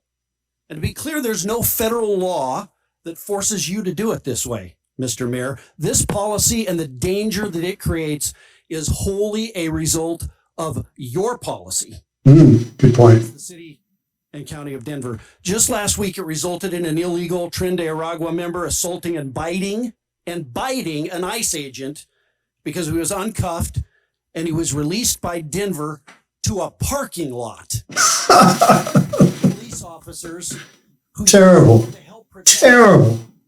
As their mayor at risk to score political points. And I think it's outrageous. It's unbecoming to your office, and it's a danger to the people of Colorado and the citizens of Denver. Now, we have this case, and I know you've talked about it today. Abraham Gonzalez, suspected TDA gang member, released from Denver County Jail, as I mentioned, due to Colorado's sanctuary policies. This is a post by ICE. Was forced to arrest him in public. ICE was forced to arrest him in public where he assaulted officers, sanctuary policies, endanger communities, and law enforcement. That's their post. I'd ask that this be entered into the record, Mr. Chairman. Objection, so ordered. Mr. Mayor, yes or no? Would you feel safe if you were alone in a parking lot with a Tren de Aragua gang member? Did not put a situation where someone Just yes or no. Would you feel safe if you were in a parking lot alone with a Tren de Aragua member, like you make your police officers do, or like you make an ICE agent do? Yes or no? There were 6 ICE agents on the scene. Could you answer my question? Would you feel safe? Without any weapons. Would you in feel a safe? secure location Reclaiming my time. Thank you. with Would a fence Coloradans, reclaiming my time, Mr. Mayor, you're not going to answer the question. Would Coloradans be safer if ICE had full cooperation from Denver to remove Tren de Aragua gang members? Yes or no? We currently honor those notification requests. We've done it 1,226 times. This is the first time I've ever been aware of there being an incident, which is why I reached out to ICE yesterday. Full cooperation would be allowing them to come into the jail and doing it in the jail, not in the parking lot. Will you change that for the safety? Yeah, I was going to say that'll be changed. The ICE officers, as soon as I heard about this, I have a meeting with them in the coming weeks to talk about the procedure. We have 2 jails. 90% of the pickups are from the other jail where we've never had an occurrence. Would you change it? And so I'm going to sit down with the ICE officers and see if they're. It's just common sense. You don't do a transfer in the middle of a parking lot when you can do it in a jail. It's common sense. It's common sense. It's been common sense 1,226 times it's worked, and so we're going to figure out what happens. Mr. Mayor, is your highest priority as mayor the citizens, the safety of the citizens of Denver? My priority as mayor is to protect public safety for all of our residents. Last question. Have you apologized to the federal law enforcement agent who was assaulted by a Trinidad Agua gang member because of your failed leadership? Yes or no? I reached out to the ICE officers yesterday, and I've asked to sit down with them to talk about this procedure and how we can align systems to make sure no other officers get injured. Thank you. Chair recognizes Mr. Burleson from Missouri. Thank you, Mr. Chairman. From what I gathered from this hearing, the term sanctuary cities seems to mean a sanctuary only for criminals. Throughout this hearing, we have heard countless examples of illegal immigrants with criminal histories being allowed to roam free in these cities and continue to commit crimes and violence against American citizens that should never have happened. The bottom line is that sanctuary policies are a violation of federal immigration laws. The states, when they enacted the Constitution in Article 1, Section 8, Clause 4, made it very clear that it's in the purview of the federal government, not the states, to determine these policies. States shouldn't be flaunting our laws that they gave us the sole responsibility to implement. And yet Chicago, Denver, New York City, and Boston are aiding and abetting in the furtherance of laws and policies that are in direct defiance of the immigration laws that are passed by Congress. This hearing is important for us as Congress to determine ways in which we can use our constitutional powers, such as the power of the purse, to force these and other sanctuary cities into compliance. My first question, I want to ask Mr. Byer. You haven't had a lot of questions today, right? Not enough. I want to ask, okay. Who is this? Who's buyer? How much it costs the American taxpayer per illegal immigrant in the United States, roughly? Not on a per capita basis, no. Okay.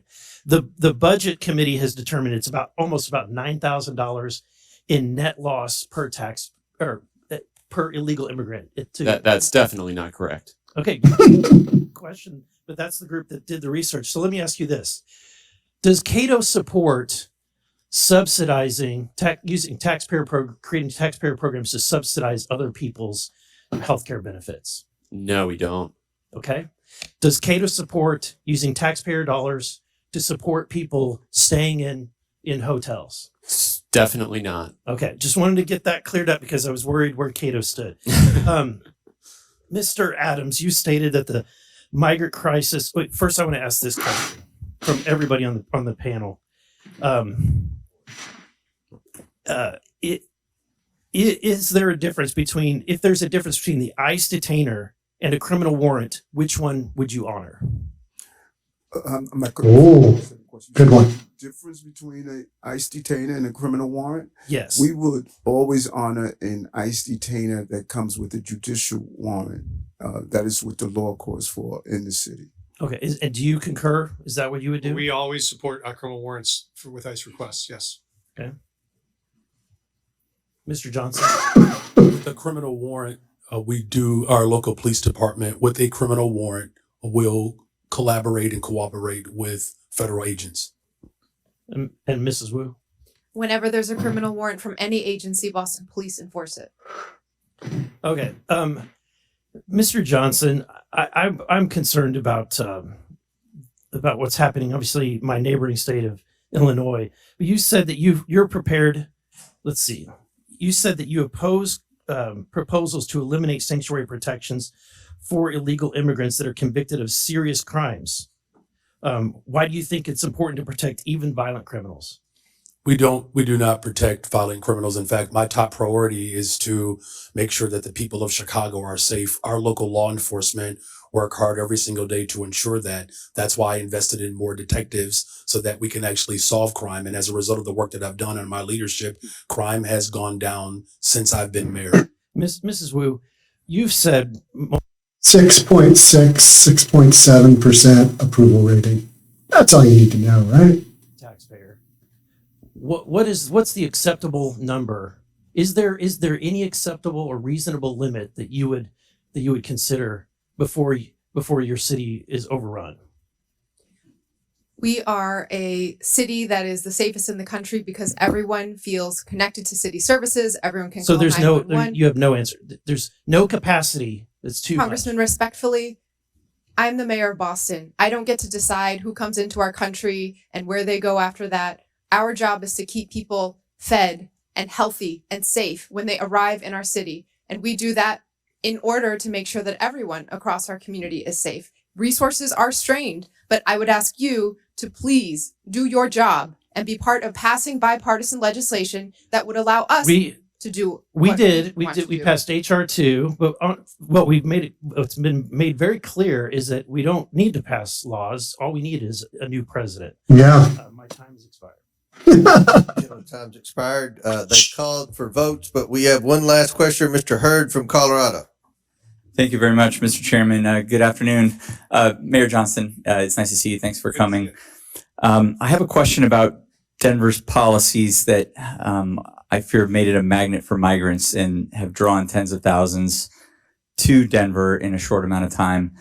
Given the strain that's being placed on city resources, is there a limit? And this might be similar to a question that was just asked before. If another wave of arrivals begins, does Denver have a contingency plan, or is the commitment to being a sanctuary city truly open-ended no matter how many come? Thank you, Congressman. And we have adjusted our policies when we were facing some of the fiscal crisis around this. We were hoping for the Senate bipartisan immigration bill to pass, which would have provided some resources to interior cities. When that didn't, we had to make adjustments. And so what we've done now is we've really focused on connecting people to work. So those folks that arrive, we think the most important thing is for them to be able to work and support themselves, pay their own taxes, pay their own rent. And so we've run work authorization clinics to help people get work authorization. If this body could help us accelerate the rate of work authorization, we would not need to spend any public resources at all because folks want jobs they can support themselves. So that's been our real focus. The more folks we work authorized, we've been able to then need to provide fewer resources around housing, shelter, food, etc. Are you concerned that Denver could be reaching a breaking point soon? Thank you, Congressman. We actually are seeing dramatic drops in arrivals since June of 2024. So we are not in a moment of crisis right now. We don't have migrant encampments. We've closed all of our shelters. We've actually dropped our spending on migrant supports by 90% from 2024 to 2025. So our expenditures are down dramatically, and we'd love to see it stay that way. How about my concern about incentivizing certain actions?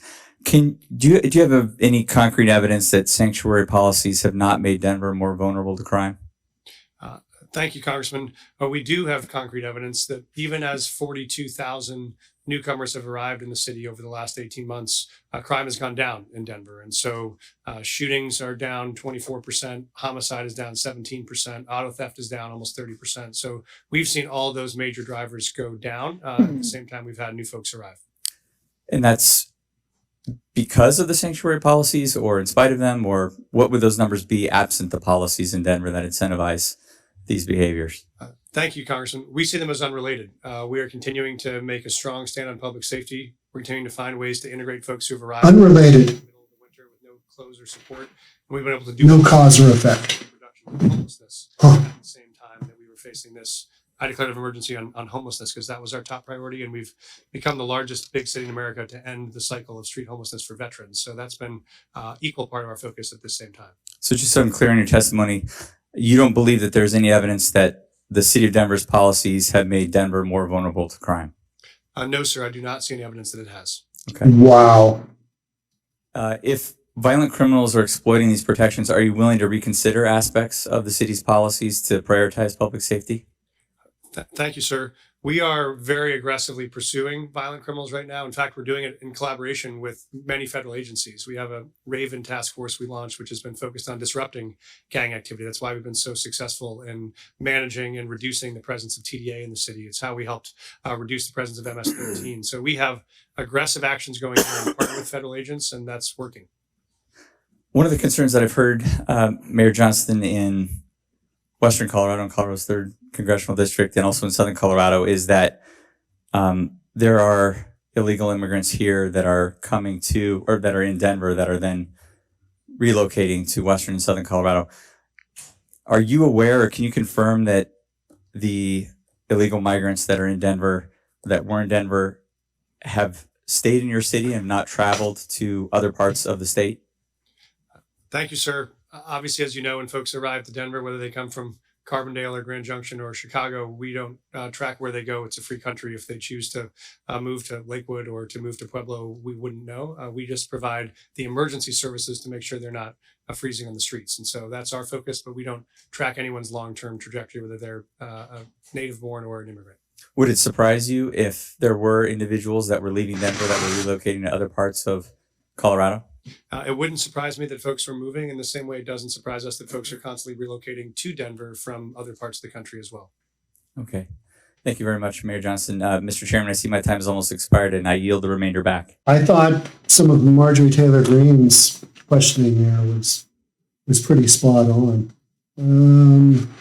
Beyond that, my overall takeaway is that we are living in two wildly different Americas. You've got the Democrats that seem to think that everything is great and they're just helping everybody they can. And kumbaya moments had by all day long. And then you get to that 6%, 14%, whatever it is, approval rating of let's go Brandon Johnson, which doesn't exactly mesh with their crime is going down, their investment is going up, cherry picking a bunch of statistics. And then Boston, that mayor of Boston, boy, she is not in touch with reality. Maybe it's the fact that her reality is just so wildly in opposition to the way I see Boston's reality, the way that I see Denver's reality. I mean, Denver is having a tough time. Could you imagine the mayor of Portland getting involved with this? Portland would just get shellacked, and not necessarily because of their sanctuary city policy, but because of all the ridiculous policies that have been put in place, like Seattle. Now, zero mention of Seattle here because we're just not a big sanctuary city where a ton of criminal, illegal aliens have resided. We're just not a big draw. Too far West Coast, just don't have the population base, whatever. So, breaking all this down, you think that we're living in literally two different, you got the, living in the down under and you got the innies and you got the outies, right? Wildly different realities. The Severance reference, if you're not familiar with Severance. And if you aren't familiar with Severance, you should watch it on Apple. It's pretty damn good. But I lose my voice. That was some wild testimony. Overall, Adams got hammered. He got hammered, and I thought he handled it well. He didn't have much of a defense. He just basically hunkered down and, did his blocks as needed be. This is my attorney.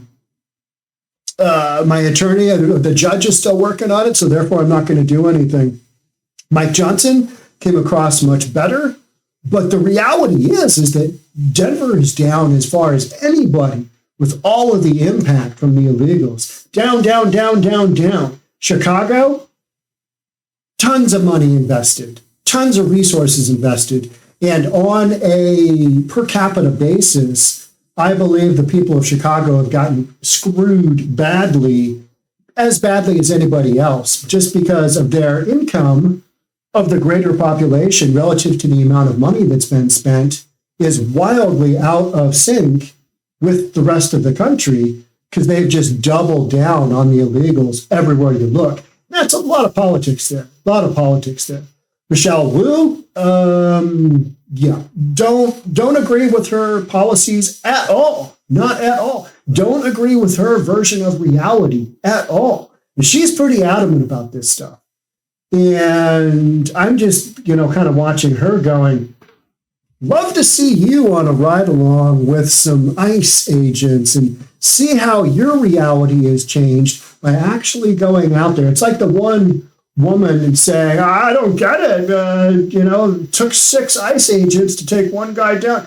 You ever fought a dude who's on a huge rush of adrenaline, who was fighting for his life, trying to get out of a scenario? He's going to take anybody and everything around him out in the hopes that he gets free. So, it's this disconnect from reality is what I see a lot of the folks from the left professing and just ignoring their constituencies, how much they're being impacted, because they're being impacted. And then we've got all these articles being read into the official transcript, and everybody's just got their agenda, right? So two wildly separate realities. Which one you want to live in?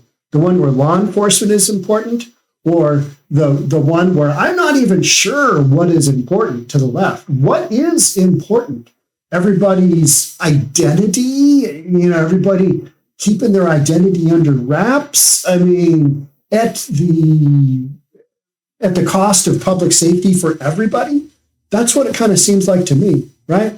All right, this has been a super long video. Thanks so much for sticking with me. I was supposed to start this video with the live stream. Clearly that didn't happen. My main camera went down. Couldn't get it worked back up. Cruised on home. I'm here in my home recording studio. Just recorded it. We'll get it edited. We'll get it thrown out there. And thank you so much for watching.